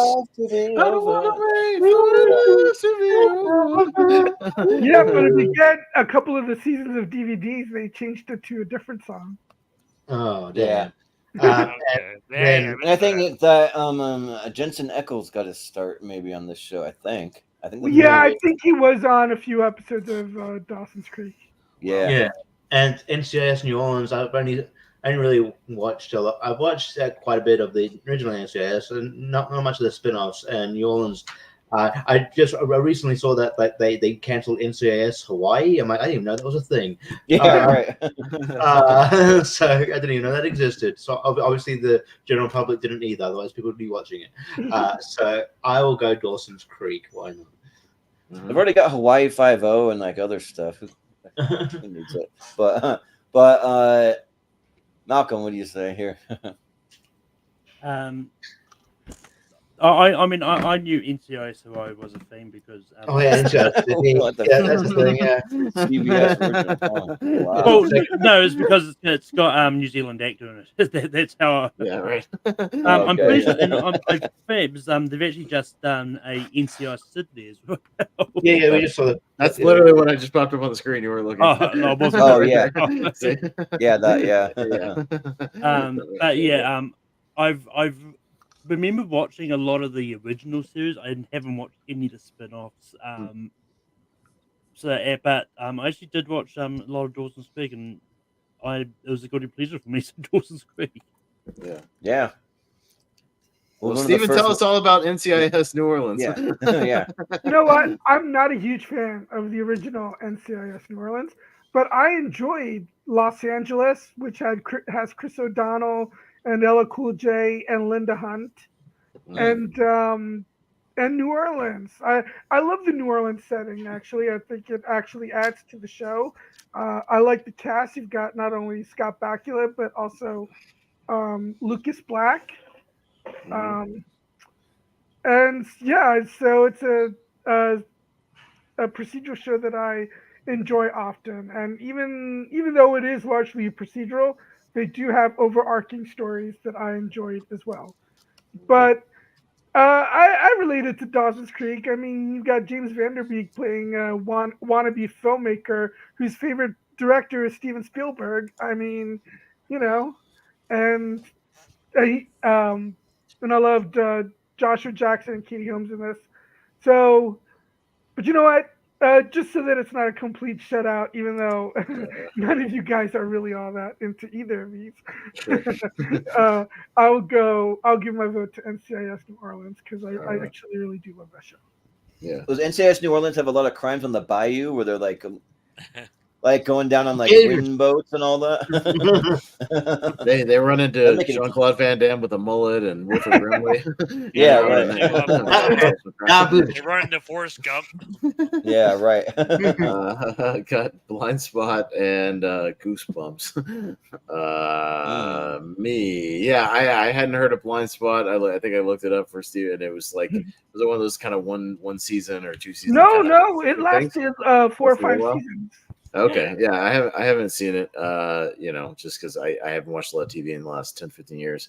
But yeah, I have a box set of Goosebumps. Yeah, Goosebumps and Are You Afraid of the Dark made for a great kids sort of back-to-back anthology show. So yeah, Goosebumps.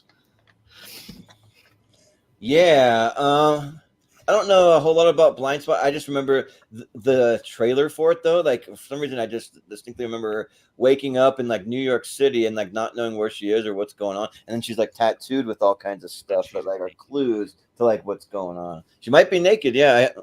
I can't remember, though. I don't know, because the tattoos cover it up.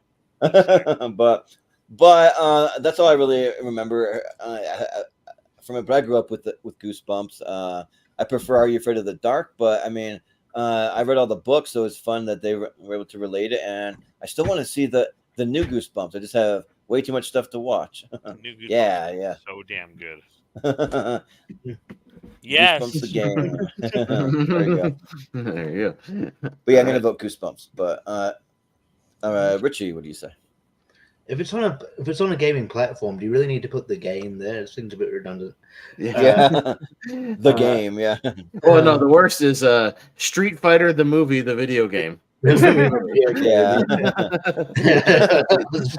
That's like extra weird. Is that a real thing? Yeah, because they did a Street Fighter thing, but it looked like the renderings of the movie with Van Damme and all that. And it's Street Fighter the movie, a video game adaptation. Yeah, well, there's also a Mighty Morphin Power Rangers the movie, the video game as well. Yeah, it's so weird. They just don't want to confuse it with the other I'll pull them up. Video game series. I'll pull them up. Yeah. Just quickly too, I was thinking about before. I was like, the other day I was thinking I haven't seen Lucas Black in a lot of stuff since Tokyo Drift, and I realized he does a lot of pure flicks. I mean, Christian stuff. So oh, that's why. But yeah. Oh, he does. Oh, jeez. But yeah, I'll make it quick. I haven't seen Blind Spot. Goosebumps is my favorite when I was a kid. And I got the DVD somewhere. I think it's behind me. So yeah, I'll go Goosebumps. Well, speaking of the pure flick stuff, my dad's in the other room watching The Chosen, that series all about Jesus and stuff. He's into that. They put them in theaters for no thanks. Yeah, they put them in theaters. Weird. There it is. Digitized graphics from the hit movie. That's right. Wow. That's gonna the movie, the video game. That's right. There you go. Well, Malcolm.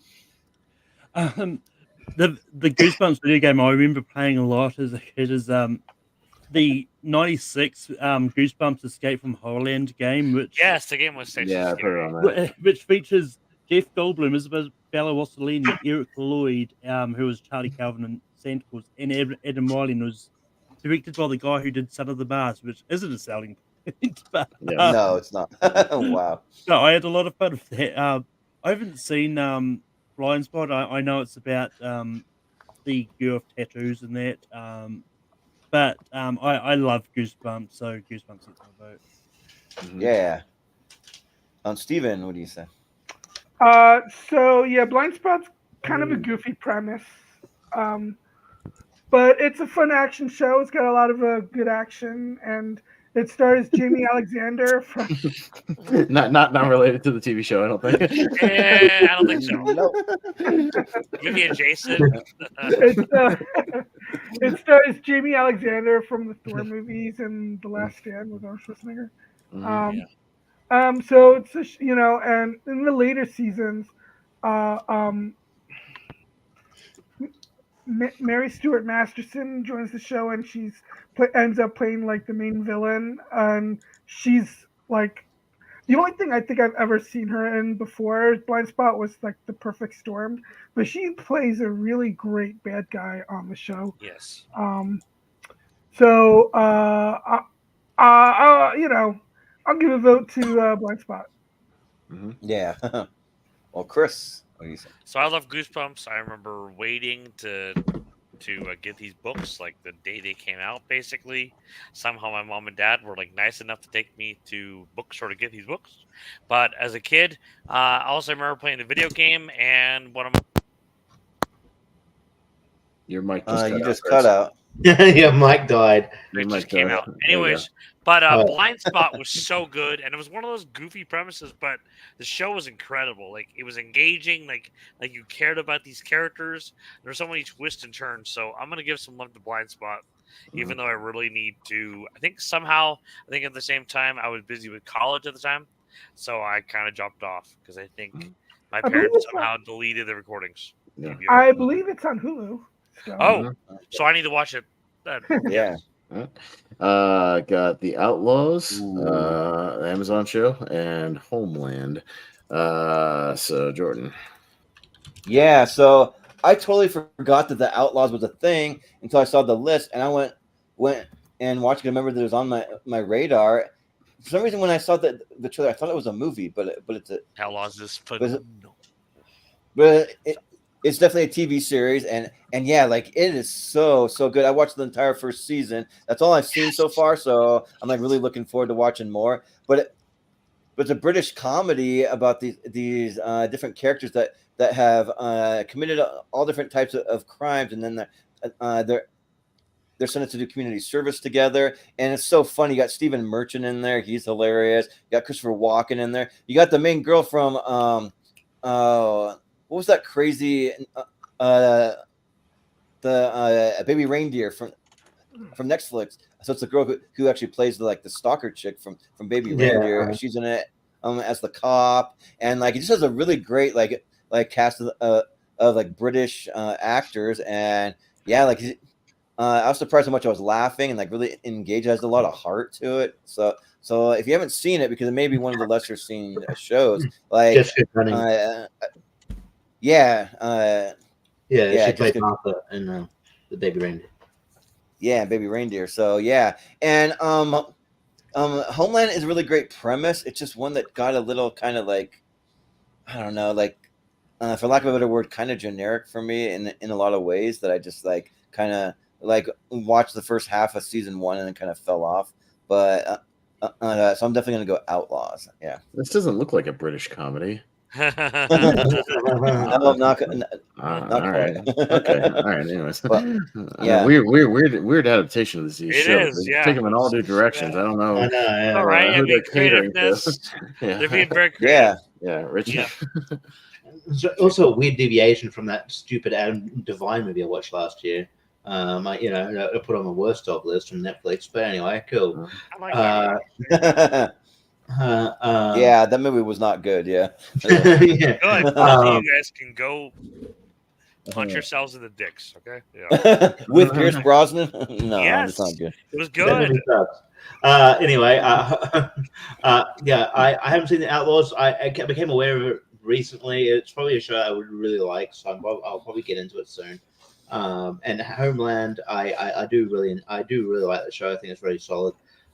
So I'll go for this. In this case, I'll go for the one I've seen. But that might, if we did this matchup like in a few months on the track, it might be different because I'll probably get to the Outlaws. But for now, I'll go Homeland. Mm-hmm.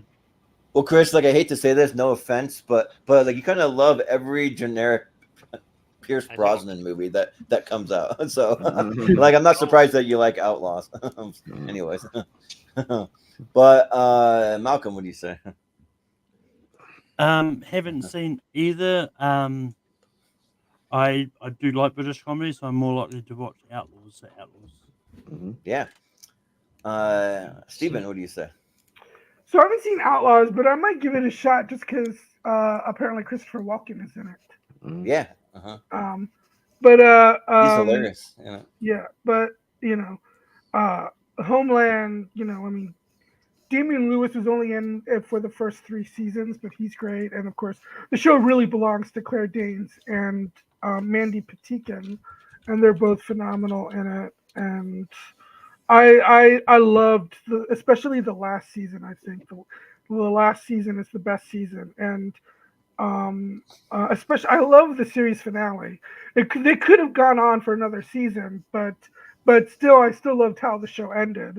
And Alex Gans is one of the show's producers and writers, and I'm looking through his filmography on IMDb, and he's done a lot of shows that I love because I knew he was involved with 24, but he's also done some episodes of Numbers and Dawson's Creek and The X-Files.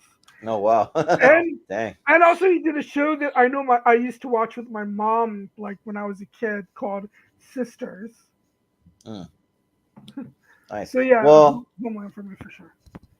On paper, Homeland sounds a lot like 24, but when you watch it, like it's actually quite a bit different. Yeah, I mean, look, 24 has more action.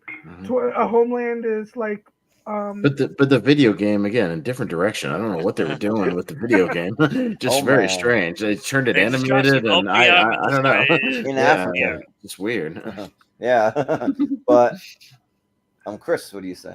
I love the Outlaws. When I was trying to think about like my favorite shows and things to kind of champion, I was like, okay, I'm gonna kick this off here, put the Outlaws on it. This show is phenomenal. They just dropped another season of this. Wow. The episodes are like an hour long each, so I mean it almost feels like a bit of a movie. The writing's incredible. Stephen Merchant is a genius. He wrote it. He also acts in it. Cast in this is holy shit. I haven't seen Baby Reindeer, but I don't know that I really want to. After this very show, dark, very so dark. It looks so weird, and I'm just like, ugh. That sounds really good, but it's tough. Yeah, but yeah, The Outlaws is an amazing show. Go watch it right now. It's set in Bristol, which I did get to go to Bristol, so there are some spots I recognize, and they're pretty cool and kind of all over England. Mm-hmm. That's cool. Austin, what do you say? Homeland, because I've seen it, and we got 2 more matches. Let's hurry up. All right, we're at 3 hours. Let's go. Pick it up. Okay. All right. Richie, you got a tiebreaker. I'll give it to you. I'll go Outlaws. Okay. Thank you. Or maybe just one more, but or no, we got a couple more, so we got to fly through. All right, Justified and Boardwalk Empire. Oh no, Richie. This is tough. A tough one. I'll go for the one I've seen more of, but I want to get to more of Boardwalk Empire, but I've seen more of Justified, and I think to me the Elephant's great, so I'll go Justified. Okay. Yeah. Malcolm. Does Boardwalk Empire feature the song Under the Boardwalk at any point in the show? I don't think so. Sorry to disappoint. Okay, I'm going to vote Justified. I haven't seen either of the shows. Yeah. Oh, that opening credit scene. God. Yeah. Stephen, what do you say? Justified. I think I saw the pilot of Boardwalk Empire, and I do want to see the rest. But I know Martin Scorsese directed the pilot, if I remember correctly. Yeah, I think so. Yeah. So, Chris, what do you say? I'm gonna give it to Boardwalk Empire, but barely. But phenomenal show from beginning to end. My mom and dad binged it and loved it. Yeah. Along with Justified though too. And the spinoff of Justified is incredible. Yeah. Austin. Yeah, my dad and I watched Justified a lot, and I've seen a whole good chunk of it. Walton Goggins is awesome on that show. So, yeah, Justified. Yeah, this one's really tough because Justified is great. I love Timothy Olyphant in it, and the new kind of like sequel season, that City Primeval, that's really good. I'm surprised how good it actually is. But like Boardwalk Empire is so great. Like Steve Buscemi just kills it in there, and then you just have all kinds of great character actors: Shea Whigham, Michael Pitts in there, Dabney Coleman, Michael Stuhlbarg. It's a great cast about like Prohibition in the 1920s and stuff. So I'll give it to Boardwalk Empire. Shea Whigham is in an episode of Justified as well. Oh, nice. That's cool. Cowboy Bebop and Supernatural, I believe, is the final one. So, Malcolm. So what was the other one? Supernatural. Cowboy Bebop and Supernaturals. Yeah. I haven't seen Cowboy Bebop, so Supernatural. Yeah. Steven. Supernatural's one of my faves, so I gotta go Supernatural. Yep. Chris. Cowboy Bebop is my favorite anime of all time. So I gotta go with Cowboy Bebop. Amazing writing, amazing everything. Yeah. It's a great theme song Anime, too, like the incredible intro and anime. stuff. Yep. Yeah, but Austin. I'm not an anime guy at all, and I don't care to jump into 15 seasons of Supernatural, but you know, it has more stuff. More up than my that, alley, isn't but it? yeah, something like that. But It's 15. 15 seasons. Yeah. Oh, it is. Okay. But yeah, I'm just not an anime guy. Sorry, Chris. Supernatural. That's all right. Yeah, it's just not for me. It's not for me, but I know a lot of people like it. Unfortunately, I'm not a big anime guy either. Like, I just don't really gravitate towards anime. But although I did watch the live action series that they did for Netflix, and I wish that they would do another season because I thought that so good. It was great. I thought it was so good. Like John Cho, man, like he was so great playing the main character, and just like the world that they create, or like that they like adapt to live action. They do it like just as I feel like. I mean, I haven't really seen a lot of the animated, maybe like an episode, but in Supernatural, yeah, like I really like it. Like I watched some of the like special episodes, like when they did like a Scooby-Doo crossover, like some of those like just kind of fun ones, and then there's a girl that I was dating that was huge into Supernatural. She's like, what? You haven't seen Supernatural? What can be our thing? We can watch Supernatural. We watched like 5 episodes, and then she broke up with me. So, so the relationship never really lasted, and then I haven't really gone back. So, but I'd probably rather watch Supernatural. And I don't know if they've done like spin-offs, but I want to see more of Jeffrey Dean Morgan in that. But I don't know if we ever will. But yeah, Supernatural. Oh, what about The Boys? The Boys is on my list. Oh, yeah, it may be beyond the 32, but you only get 32. Okay. Yeah, you only get 32. Yeah, you only get 32. You don't get 36 or whatever Jordan Yeah. said. Okay. Yeah. Yeah, I sent you some extra on accident, but Richie, what do you say? Yeah, Supernatural's a hard one because I probably enjoy it, but I'm not gonna dive into what 12 seasons or something. 15 seasons. 15. Yeah, that's gonna be. Fuck me. It seemed like that show went on forever. Yeah. I don't know. It seems like to me you could probably skip like seasons 8 and 9 or whatever. Yeah. But yeah, look, I'll give it. I've seen enough Cowboy Bebop to. I'll give you Cowboy Bebop. I'll give you a vote. No. Thank you, man. Yeah. All right, but that's it. So yeah, Supernatural. They actually have done a Supernatural spin-off, by the way. They it's called The Winchesters. Oh yeah, that's right. I thought they did something. All right, and so yeah, that's it. So I was just doing the math on it real quick. So that's about about 16,000 hours of TV or something. I don't know, whatever it is. For How many episodes a season are there? Like 24. It's like 24 episodes a season times 46 minutes, or 16,000 minutes, I should say. So it's good though. Hours. I mean, it's a good show, but it's just a lot. To be fair, there's not going to be any new seasons coming as well. So I never say that. They keep doing these damn revivals. So all right. Let's speed through. We're going very late tonight. I'm very tired. So I feel the need for speed. Top Gun's okay, but there should be a TV version of that. Yeah. All right. All right. Quick votes only. Just keep in mind, I screwed up somehow, and Veronica Mars is Siskel and Ebert. Okay, when we get there. Numbers and Breaking Bad, Stephen. I'll probably be the lone vote for it, but numbers. Yeah. Chris. Breaking Bad. Breaking Bad. Jordan. Breaking Bad. Okay. Richie. Breaking Bad. All right. And Malcolm. The one I'm more intrigued to watch for the first time, Numbers. Okay. Ozzy Man is one of the best TV episodes I've ever seen. Oh yeah, no, Pacific and Star Trek TNG, Chris. Star Trek TNG. Yeah, Star Trek, Jordan. Star Trek. Richie. Star Trek. Mm-hmm. Yep. Malcolm. Malcolm. Star Trek GNT. Okay. GNC. It's the vitamin version. Yeah, you're right. It's very good. It's good for you. Steven? Make it so. Okay, make it so. Clean sweep. The good news company. House and Mayor of Easttown. Me, House. Jordan. I'll go House. Richie. House. Malcolm. House. Steven. Mayor of Easttown. All right. Hey, Chris. House. Who's on? House. House has a really bad series finale, though. I gotta say. As much No, as it doesn't. No, it does not. I it does not. hate it. You shit me? No, it does not. No, it does not. It's 5 out of 5 plus. Yeah, the 5 out of 5 plus. You shut your little mouth. It's just amazing.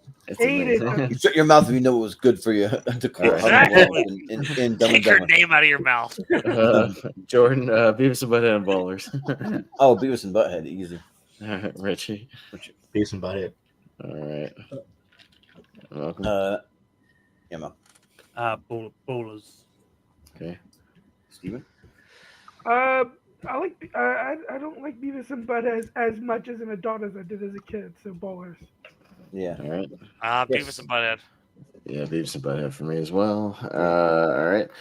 24 and Boston Legal. Richie. 24. Malcolm. 24. Okay. Steven. Boston Legal. Damn it. Okay. Yeah. Both. There's not a show called Damn It. Sorry. All right. I know you're voting for 24. Come on, it's your favorite show. Chris. 24. Yeah, I'll give it 24. Jordan. I'll say 24. Yeah. All right, clean sweep Really for 24. I like your chances so far, Steven. Not bad. All right, we'll see. No. Last Man Standing and Unsolved Mysteries. Malcolm. Last Man Standing. Okay. Steven. I guess Last Man Standing because I don't think I've seen any of Unsolved Mysteries. Okay. Chris. Let's go Unsolved Mysteries. Both of these are my show, by the way. Yeah. Yeah. Unsolved Mysteries. I just haven't seen enough of Unsolved Mysteries. It's been too long. So I got to go Last Man Standing. But, Richie. Well, Unsolved Mysteries win the tournament at 64. You can find out. Yeah. All right. Yeah. Probably not, because Malcolm has the tiebreaker, and he likes the Last Man Standing. He hates nice. Malcolm.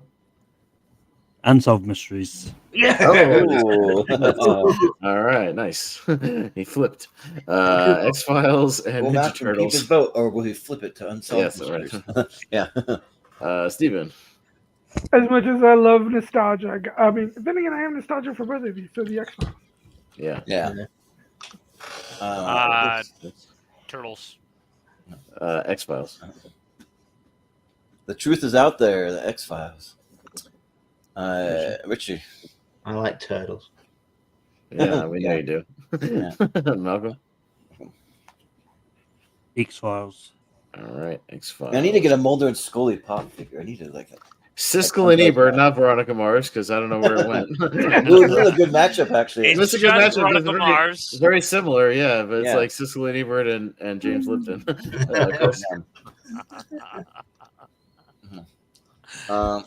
Who's first? Chris. Who's the least pretentious? Siskel and Ebert. Siskel and Ebert. Yep, I'll go Siskel and Ebert. Richie. Man, Roger Ebert got hot. To be honest, yeah, I'm Siskel, yes, I'm Ebert. Yet you're getting 2 thumbs up. Yeah. Malcolm. What song is that again? That's from a song, isn't That it? from Bad Touch. But Yeah, Oh yeah, yeah, that's it. Yeah. And Steven. This is tough because these were both influential for me, but Inside the Actor Studio. Okay. Yeah. I'm just gonna leave it blank. That way we can just pretend. All right. Sure. Look at Veronica Mars. So we'll do that anyways. That'll be a tough matchup anyways. Easier next to one. pretend that way. Yeah. Yeah. Lucifer and Human Target. Me, I've seen more of Lucifer. Jordan. I haven't really seen much of either. I think like one episode of each. Lucifer, sure. All right. Richie. Lucifer. Malcolm. Lucifer. Steven. Human Target. All right. Chris. Lucifer. All right, Lucifer. Man, you need to check out Lucifer. It's so good. The Ranch and Are You Afraid of the Dark, Jordan? You know what? I'll go The Ranch. Actually, really like it. Richie. This is silly. How you Afraid of the Dark is like leaps and bounds better than I don't know. No, it's I not. thought The Ranch had a lot of heart and it's funny. No, it does not. Are You Afraid of the Dark doesn't have Danny Masterson on it. It doesn't have a right? range. Yeah, Yeah, so but I they're can conflicted, separate you that. know. Big playing point for me. That's separate. It had Ryan Gosling instead. We all love Ryan Gosling. All right. But they kill him off in like a motorcycle accident. On the Yeah. Yeah, probably for a good reason. Malcolm. Are You Afraid of the Dark? Okay. Steven. Yes, I am. I am afraid of the dark. I'll go with Are You Afraid of the Dark as well. Okay. The Ranch. Now, Are You Afraid of the Dark? Okay. Dexter and SVU. Richie. Dexter. Malcolm. Dexter. Steven. You know what? John Lithgow got the Emmy that should have gone to Gregory Itzin in 24, so I'll go with SVU. Okay. Justice for 24. Chris. Dexter. I'll go Dexter. Jordan. Yeah, got to vote for the Dark Passenger, Dexter. Okay. Alias and the Muppet Show. Malcolm. Only on tournament fights. I didn't hear what he voted for. Y'all were talking over Malcolm. Muppet Show. Muppet Show. Okay. Steven. Alias. Chris. The Muppet Show. I'll go the Muppet Show. I'll go Alias. Richie. Muppet Show. Muppet Show. All right. Twilight Zone and Batman the Animated Series. Tough for me. Both on my list. Steven. Batman. Okay. Chris. Batman. I'll go Twilight Zone. And I'll go Twilight Zone. Richie. Batman. Malcolm. Batman. Okay, Batman. Shit. Twilight Zone just can't catch a break on this show. I know. Y'all need to watch more Twilight Zone. Yeah. So Lost and Dawson's Creek. Chris. Lost. Come on, this is the come on episode. Not really. Not for me. Like I don't like Lost. Dawson's Really? Creek. Oh, I think No. Lost is like one of the best shows ever created. Lost. And Lost is the biggest clusterfuck in the history of television. Especially For that some final, people, what yeah. the hell's going on season. Yeah. Yeah, and it's awesome. I don't want to wait forever. I said Lost. Yeah. Malcolm. Richie. Oh yeah. No, I said Dawson. Okay. Malcolm. I'm gonna go for Lost. Steven. Lost. All right. Goosebumps and the Outlaws. Me, Goosebumps. Jordan. I'll go with the Outlaws. Richie. Goosebumps. Okay. Malcolm.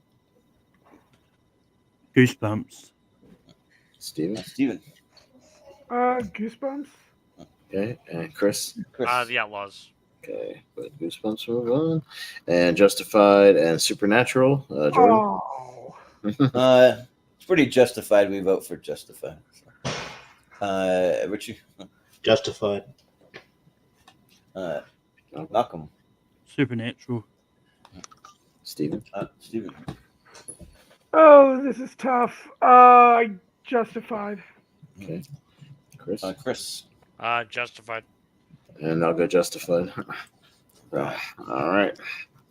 Okay, down to the Elite Eight here. Right. Breaking Bad and Star Trek. Oh no! Oh, Yeah. you're killing me. Richie. Breaking Bad. Breaking Bad. Malcolm. Star Trek. Star Trek. Steven. TNG. Chris. Breaking Bad. I'll go Star Trek. Oh man, this is the hands down the toughest one for me. Come on, Breaking Bad. No, I gotta go Star Trek. It just lived with me longer. Sorry. All right, Star Trek I takes gotta out do Breaking Bad. It wouldn't have mattered because I What think the I fuck just. is going on? Steven would have had the tiebreaker anyways. So Yeah. he was his Star Trek. True. All right. Yeah, sorry. House and Beavis and Butthead. Malcolm. House. House. Steven. Despite what I said, I do still think House is a great show. So House. Okay. Chris. God, this is House. Okay. Beavis and Butthead. Jordan. Hey baby, let's vote for Beavis and Butthead. Richie. House, because that's a good video game. It doesn't. Wait, really? Really? Okay. It actually does have a good game. Yes, I liked it. You haven't played the Beavis and Butthead game? No, the I never House played game. it. It didn't. No, I was wondering if anyone's ever played that Beavis and Butthead game, though, because there is one. They're not great. Yeah. It didn't look good at all when what Austin put on the screen. Yeah, that is true. 24 and Unsolved Mysteries. All right. Well, you see Robert Stack narrate an episode of 24. That'd be awesome. Really good, yeah. Stephen. Obviously 24 for me. 24. Chris.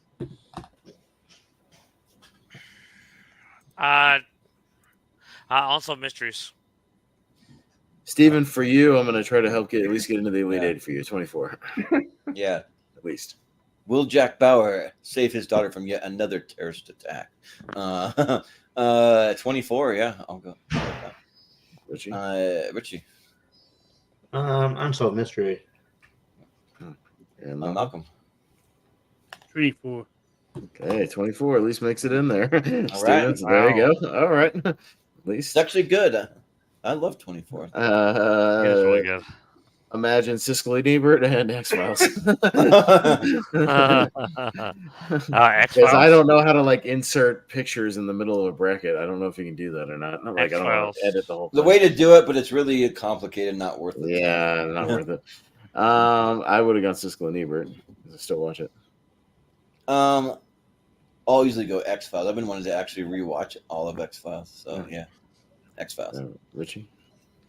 Siskel and Ebert. Okay. Malcolm? X-Files. And Steven? X-Files. Okay, good. I can just move that one on. Yeah. All right, cool. All right. Yeah. All right.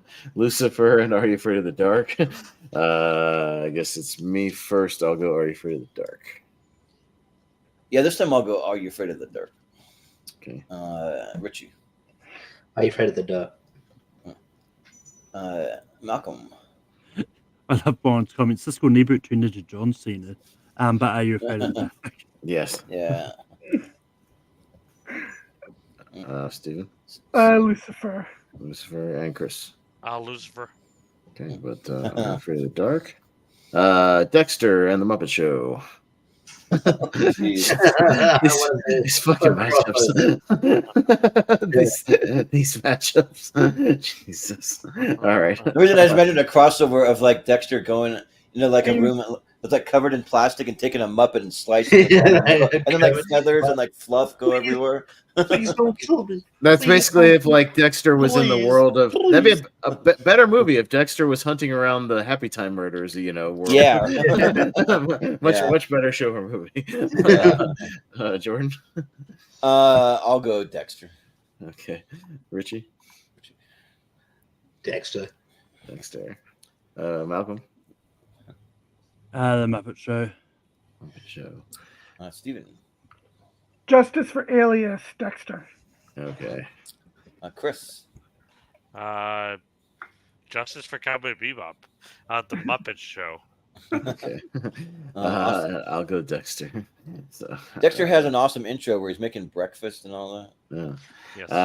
Batman and Lost. Oh. Richie. Batman. Batman. Malcolm. Lost.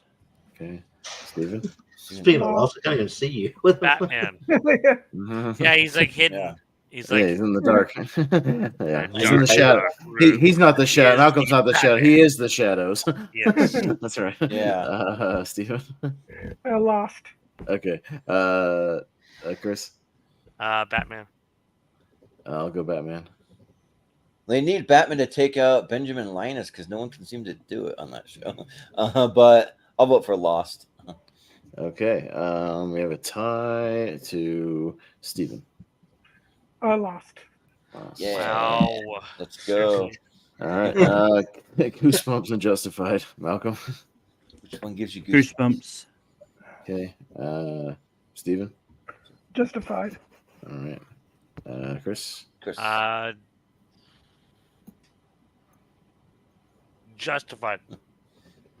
Justified's probably the better show, so I'll go Justified. Yeah, I'll go Justified. I need to go watch more City Primeval. What? This show was phenomenal. I watched it all.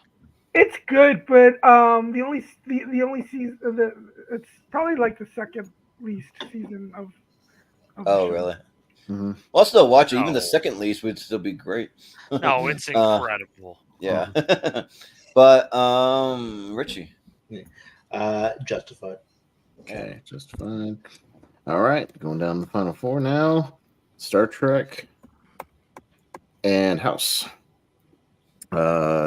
Steven. Star Trek. Okay. Chris. House. Star Trek. Jordan. Let's make it so. Star Trek. Okay. Richie. House. And Malcolm. House. All right, it's a tie now to Chris. House. Oh. Okay. God, that feels good. Get rid of Star Trek. 24 in the X-Files. Chris. The X-Files. Steven, for you, I'm pushing for you. 24. Doing it for you because it's your episode, so I'm doing it for you. I mean, and they're both in my top three. I know, but going for your number one. So I know you don't care. Oh, so I see how it is. I'm just pushing for you, man. It's your episode. You talk about it all the damn time. Why not? It's your time to shine. All right, Jordan. Yeah, I gotta go X-Files. It's an incredible show. I'm trying, Steven, but it's not working. Richie. Well, yeah, I'll give it to you. I'll go 24. Mm-hmm. So we're basically giving him the winner now. No, I didn't say it was going to go all the way. I'm just saying I'm pushing for as far as I can push it. They're both his, so I'm just going for his number one. X-Files is mine. It's on both. It's a crossover. Ow. So it's 24. You had that on your list, Chris. Ow. Yeah. So Malcolm.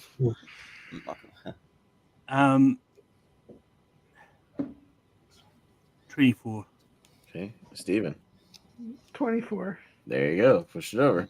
All right. Into the finals. Final four. Dexter and Are You Afraid of the Dark? Me. Ooh. You know what? Are You Afraid of the Dark? Jordan? Dexter. But it is close, but Dexter. Richie? Richie. Are You Afraid of the Dark? Malcolm.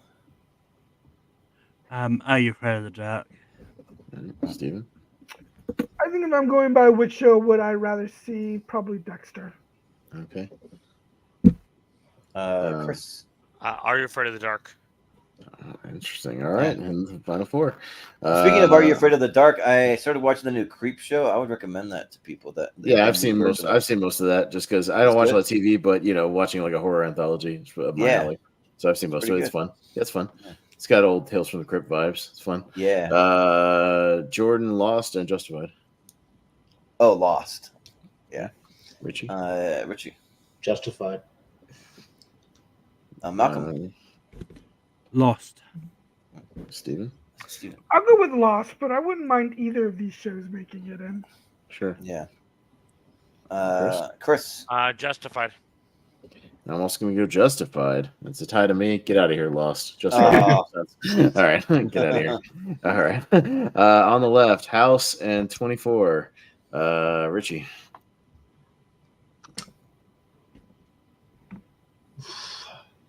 $24. Okay. Malcolm. Malcolm. I'm sorry, Stephen. I've just seen more of it. House. Okay. I mean, they're both, I guess, what you would call anti-heroes. Yeah. Jack Bauer's more of a hero, I think. But sometimes not. Yeah. 24. Okay. Chris? He has to go undercover. Yeah. Right. Both shows I've seen through other people, essentially. Whilst other people were watching them. But I'll 24. Yeah, I think I'll go 24. Okay. It's the end of the finals. Let's see what It happens. is. All right. Justified and Are You Afraid of the Dark on the other side. Malcolm? Are You Afraid of the Dark? All right. Stephen? To make this easier for me, Are You Afraid of the Dark? I see your strategy. All right. Chris? Justified.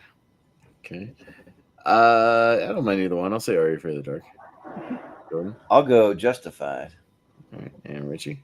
To make it more difficult for Stephen, I'll go Are You Afraid of the Dark? Okay. Okay. All right. Interesting. Are You Afraid of the Dark at 24 in the finals? Okay. And I was talking about Holy myself shit. personally, not Yeah. not which one will win. Well, Yeah, all right. So there you go. There's our finals. Let's see what happens. Steven, Wow. kick us off. 24. 24. Okay. Chris? Are You Afraid of the Dark? 24. Yeah, I'm being real. I like 24 better, so yeah, 24. Richie.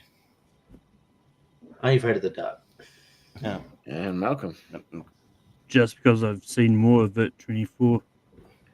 And your winner, Stephen Shepard. It made it. All You right, did it. there you go. Wait, 24. you said that this was on Chris's list as well? Yeah. Uh-huh. It was a No, it's not crossover, actually. so technically both you guys win. But Yeah. everybody knows that's your favorite show Well, ever. So. yeah. Yeah. Yeah, Chris. I Well, know. I it's always I told Jordan before that it would be kind of cool if it was a crossover that won the show. Yeah. Yeah, it was a crossover. So So it was a crossover. There you go. So both you guys win. But come Man, on, dude, with that all- was fun. With all the references you make, it was time for you to have its moment in the spotlight. Now I can pick a scene or an intro or something to play for you. At the end. So there you go. But yeah, 24 makes it. So hey, Steven, there you go. You finally got your time. Kiefer's got his time to shine finally. So but yeah, all right. Nicely you do done. like a best of Chloe because I don't know, she makes me laugh. But do whatever you want. I don't I care. mean, Jack Bauer did win. When I don't remember who I was going up against with I think it was Jordan actually. Oh. And Yeah, the wrong button. left. So, but I'm still here. So, yeah, that was fun, guys. Thanks for doing this for Chris and Steven. So probably close to like a year from now or so. Doesn't have to be exactly, but if you want to do a top 64 TV shows and add even more in there, you can. Yes, I would love to do for that. sure. So yeah, One of be fun. that would happen again. It's the third time it's happened where I don't touch anything on StreamYard. I close out the bracket tab and it just like shuts down my computer for no reason. I don't know what Oh, happened. weird. Why it does Huh. that for I no don't reason. know. It's Yeah. odd. Weird, but yeah. So we'll just do some plugs and that'll do it for us tonight. So yeah, we'll go to Richie first. Where can we find you? Can find me tournament fights. I'm haven't kept up on what's the next one I'm on, but I'm sure you're gonna tell me whenever. Yeah, I'll find it.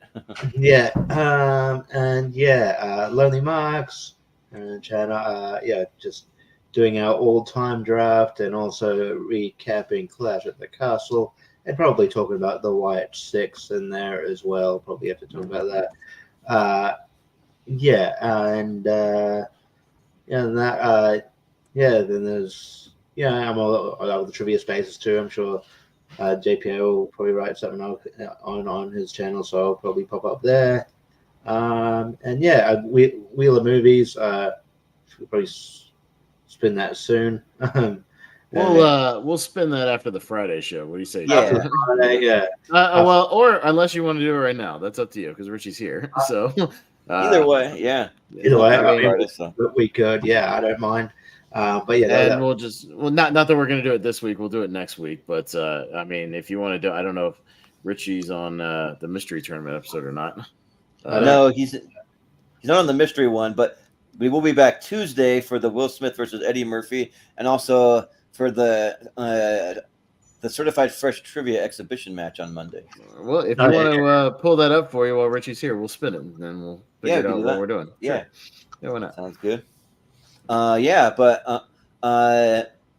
Malcolm, what do you have going on? You can find me on Tape Productions. I host Rankin every Sunday. This week we're doing top 12 Tom Hardy movies.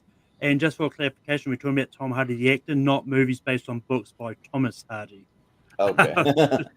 We all needed that clarification. I don't know. Like, there might be some people who are really big fans of the author Thomas Hardy. But Ed, yeah, you sure. can also probably up on Full Metal hosting trivia. And I will be making announcements shortly of something fun I'm doing on my own personal channel that's going to be wrestling related. So, yeah. Cool. Sounds good. And we'll go to Stephen. Where can we find you? You can find me next. I'll be on Rank 'em on Sunday up with the top 12 Tom Hardy movies. Nice. And I saw yesterday. I saw the Bike Riders, and I will probably put something up on my letterbox at Shepard 82, but not until after Rank 'em. I didn't even know that movie was out yet. Did you see like an? It comes out Friday. I saw it at the Regal mystery Monday movie. Oh, they did it for the mystery movie. That's cool. Nice. They've been doing that recently, where they show a movie coming out that same week. It's kind of weird, but Chris, where can we find you? So I'm kind of all over the socials. I know that currently I've been playing through the game called Callisto Protocol over on, dropped on Game Pass. Nice. Incredible cast. Enjoying kind of a sci-fi horror game. Yeah. It sounds like an episode of 24, the Callisto Protocol. But yeah, awesome game. Playing that over on Twitch. Cosplay Kid over on there. If you could follow me, that would be awesome. Trying to still hit that average viewers of 3. And I'm sorry if I send way too many invites to go watch my Twitch all the time. Oh, but I mean, I'm trying to think outside of that, what I'm kind of doing. I mean, hopefully, of course, with my schedule working out, I'll be able to be on more of these episodes because this is fun, guys. Glad I could be on here. And Travis watched the whole show. He said it was awesome. Nice. Okay. Cool. Thanks, Travis. And just to remind you, Chris, we'll need your top 128 because we have your 128 scheduled for Monday, July 1st, and we have it scheduled for a 3-parter, but it depends on your work schedule. If we have to split that up a little more, we can do that. But it's Monday, July 1st for your 128. So hopefully it'll work out. But Austin, where can we find you? Not a lot in the immediate future. If you want to go back, and I quote Ryan Permis's channel, we did a double dose of watch-alongs for Indiana Jones for anniversaries. Temple of Doom had a 40th anniversary. Last Crusade had a 35th anniversary. We did that this past weekend, so you can check that out. We had a lot of fun. It was me and Ryan Permison and Case Cornelace, so that was fun. And we're doing Batman 89 on Sunday for the 35th anniversary, and that's going to be more of a quote-along than a commentary. That's all it's going to be. It's just quoting the whole damn movie. So it's going to be fun. It'll be just us geeking out about that movie. Yeah, you can find the Lonely Marks on the Lonely Marks Wrestling Podcast channel. So subscribe over there. We've been kind of trying to get the word out. Get subscribers exclusively over there. So check that out. And then, yeah, I guess I'll be kind of running the Will Smith, Eddie Murphy thing while you're out of town, Jordan. So yeah, I'll be out of town next week. So yeah, but I'll be running that panel. Take off for Theo Vaughn. Oh, cool. Nice. We'll talk about it after the show, but yeah. Yeah, cool. And it's weird because my brother has a good friend named Case Cornelius. That's a really like weird name to like have two of. But whenever I see that guy pop up, I was like, "Is this my brother's friend? Is this the guy from our community?" Or which one is it? Yeah. So, but Yeah, as far as this channel goes, we you can find us at all the social media if you go to Movie Hero 2121 or you go to Jordan 83616. I post quite a bit over there, but probably the main place where we post all about the channel is in the Movie Hero Network group on Facebook, and we'll be within the next day or two. We'll be posting the Elite 8 from this episode, and you can give your thoughts on Chris and Steven's favorite TV shows. And vote for your favorites. And if you have any projects you're working on, if you have a YouTube channel, you can come post your heart's content over there. We encourage it. Or if you just want to come have like a fun movie discussion or anything like that, you can post if it's like movie, TV, pop culture related, music, that kind of stuff. So we encourage all that. We'll share it out. We'll get people to subscribe, all that stuff. And speaking of subscribers, we are only, I believe, 6 subscribers away from reaching 300. I think it's either 6 or it's 4. It's one of those two, but we're really close. And so we want to do some type of giveaway. Now, we don't know exactly what it's going to be. We want to kind of cater to whoever gets drawn, like maybe find out your favorite genre of movies, but there'll be some type of either box set or like some memorabilia from a movie or a TV show for one of our subscribers once we hit 300. So just watch for that, and we'll be reaching out to people once we finally hit it. So just tell people to subscribe. We'll need a few more people. Then we're doing a giveaway that like literally could be anybody, anyone that's subscribed. All you got to do is just be a subscriber, and then you might win a giveaway. So and then we have some trivia coming up. We have the Seen and Heard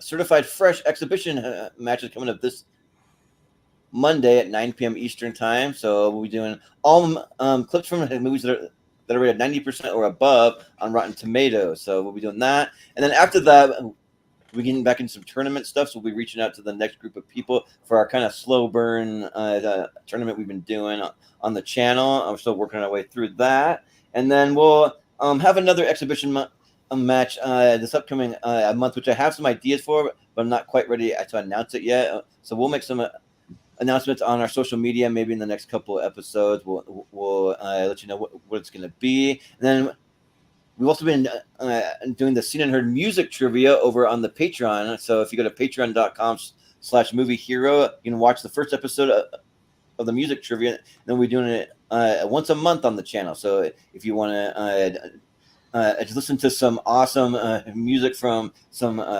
movies, TV shows, if you want to try your hand at trivia, it doesn't cost you anything. We just have to air it over there because of all the copyright stuff. And if you want to watch the episodes, though, and instead of playing, you can watch it for just $1 going forward for the first couple of days. And then after about 2-3 days, it'll move to the $5 tier, just as a thank you to all of our Patreons. You can watch it over there. And then we also do some giveaways. We got some exclusive podcasts that we have coming up. So we got a lot of fun stuff going on over there. And then just what we have coming up for tournament fights and tier ranker. So we already mentioned this. Friday we will be doing the mystery tournament. So me and Malcolm Lay, we spun the wheel 64 times. So if you want to go watch that, we did it Saturday, and you get a little preview of all the movies that are going to be in the tournament, or you can just tune in and you can be surprised. So whichever way you want to do it. So we know the movies that are in the tournament, but as with the mystery tournaments, to spice them up a little bit, we'll be doing blind voting for the first round. So just to Simon Says gets through the second round. It could. If any, you won't know what you're voting on. A lot of people Simon Says is on there. Yep, it's on there. It's funny. So we'll see. But we'll do. We did that just to have fun and kind of mix it up, so it's not the same movies going on every time. So. Who put Simon Says on there? Did any of you guys put Simon Says on? I'm just curious. I don't know. Was it you, Richie? It's got to be somebody's goofy alternates. That's what it has to be. Yeah. I mean, I didn't for the alternates. I didn't necessarily put movies that I thought were amazing, just movies that I thought would be interesting to talk about. But I'm pretty sure Simon Says was not one of them. Yeah. Yeah. Right. And just for a little heads up, that I've been thinking about probably around the halfway point of the year, which will be about mid-July. Remember we let everyone pick 10 movies they want to add to the wheel of movies. Then at the end of the year, we can all pick 10 more just to kind of add some things to it, kind of spice it up. If you want to add like new releases or just something fun you want to talk about, you want to add to it, we'll do that too. So there'll be some new stuff popping up here and there. And then the next episode we have coming up, we have our next actor versus, which would be Will Smith versus Eddie Murphy on Tuesday. And then on Friday, there'll be Chad Webb's top 64 favorite movies, which was a very popular episode. Tons of people wanted to be on that. So, and then we'll be getting into Chris Scott's top 128 movies. So that'll be very interesting because nobody knows what wacky movies Chris might have on there. The ones he gives 5 out of 5+, and we're all kind of like, ooh, like I don't know. So we'll see. We'll see what happens. So, but it'll be fun though. Yeah. So yeah.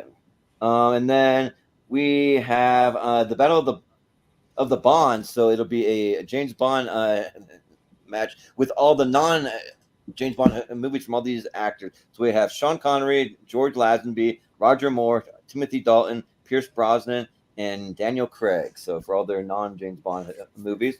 And then our next tier ranker will be the best TV shows from 2015 to 2017. We're just kind of working our way backwards through all the different decades of TV shows. So that'll be the next one. And then we also have a halfway point of the year where we're going to just rank all the movies of 2024 at the halfway point. So we're just going to get some people that have seen lots and lots of movies this year, and we're going to do just a quick little tier ranker for that. So that'll be cool. And then our next ladder series will be another 3-parter. That'll be the best movies of 2002. So we just wrapped up 2003. We're down to 2002 is where we're at. So that's pretty much what we have coming up in the immediate future. So pull up the wheel. Yeah, we'll spin the wheel real quick. Yeah.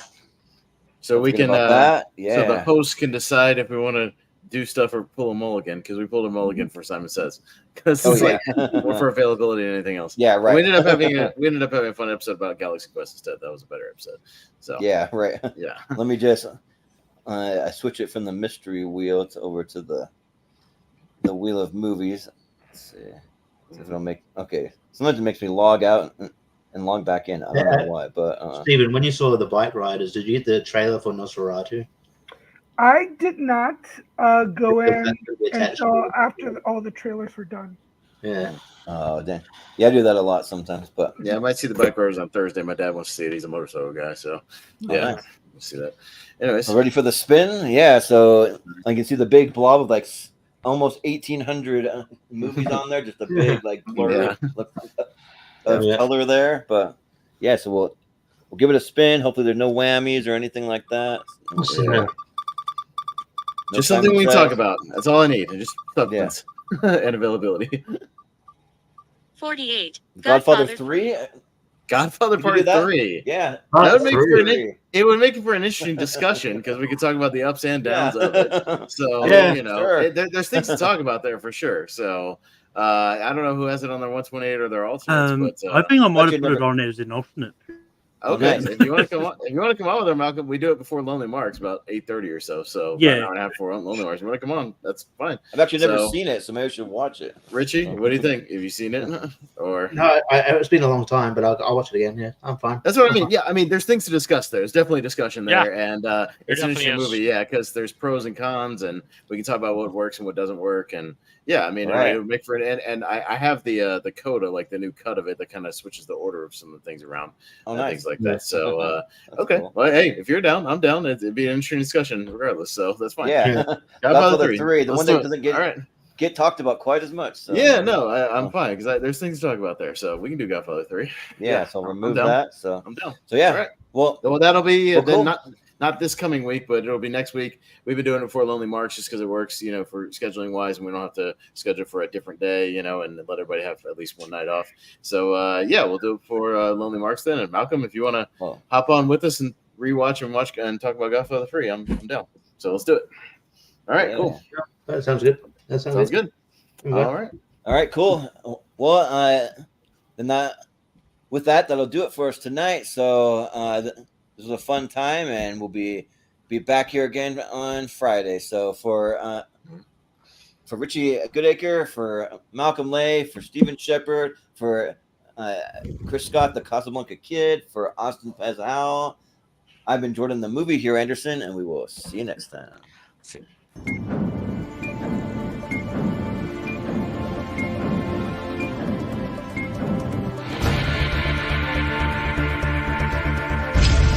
We have reason to believe that by the end of the day, an attempt will be made on David Palmer's life. This is not just about David Palmer. This is personal. They're coming after me. There's a nuclear device under terrorist control. This bomb is going to go off today. Someone just dropped off a dead body infected with the virus. CIP firewall protects every major infrastructure system in Someone is trying to make sure this piece of agreement does not happen. How do these people get control of an entire airport? Can't be Jack Bauer. The CTU agent, his name's Jack Bauer. Who is Jack Bauer? Jack Bauer. You know him? Afraid the man.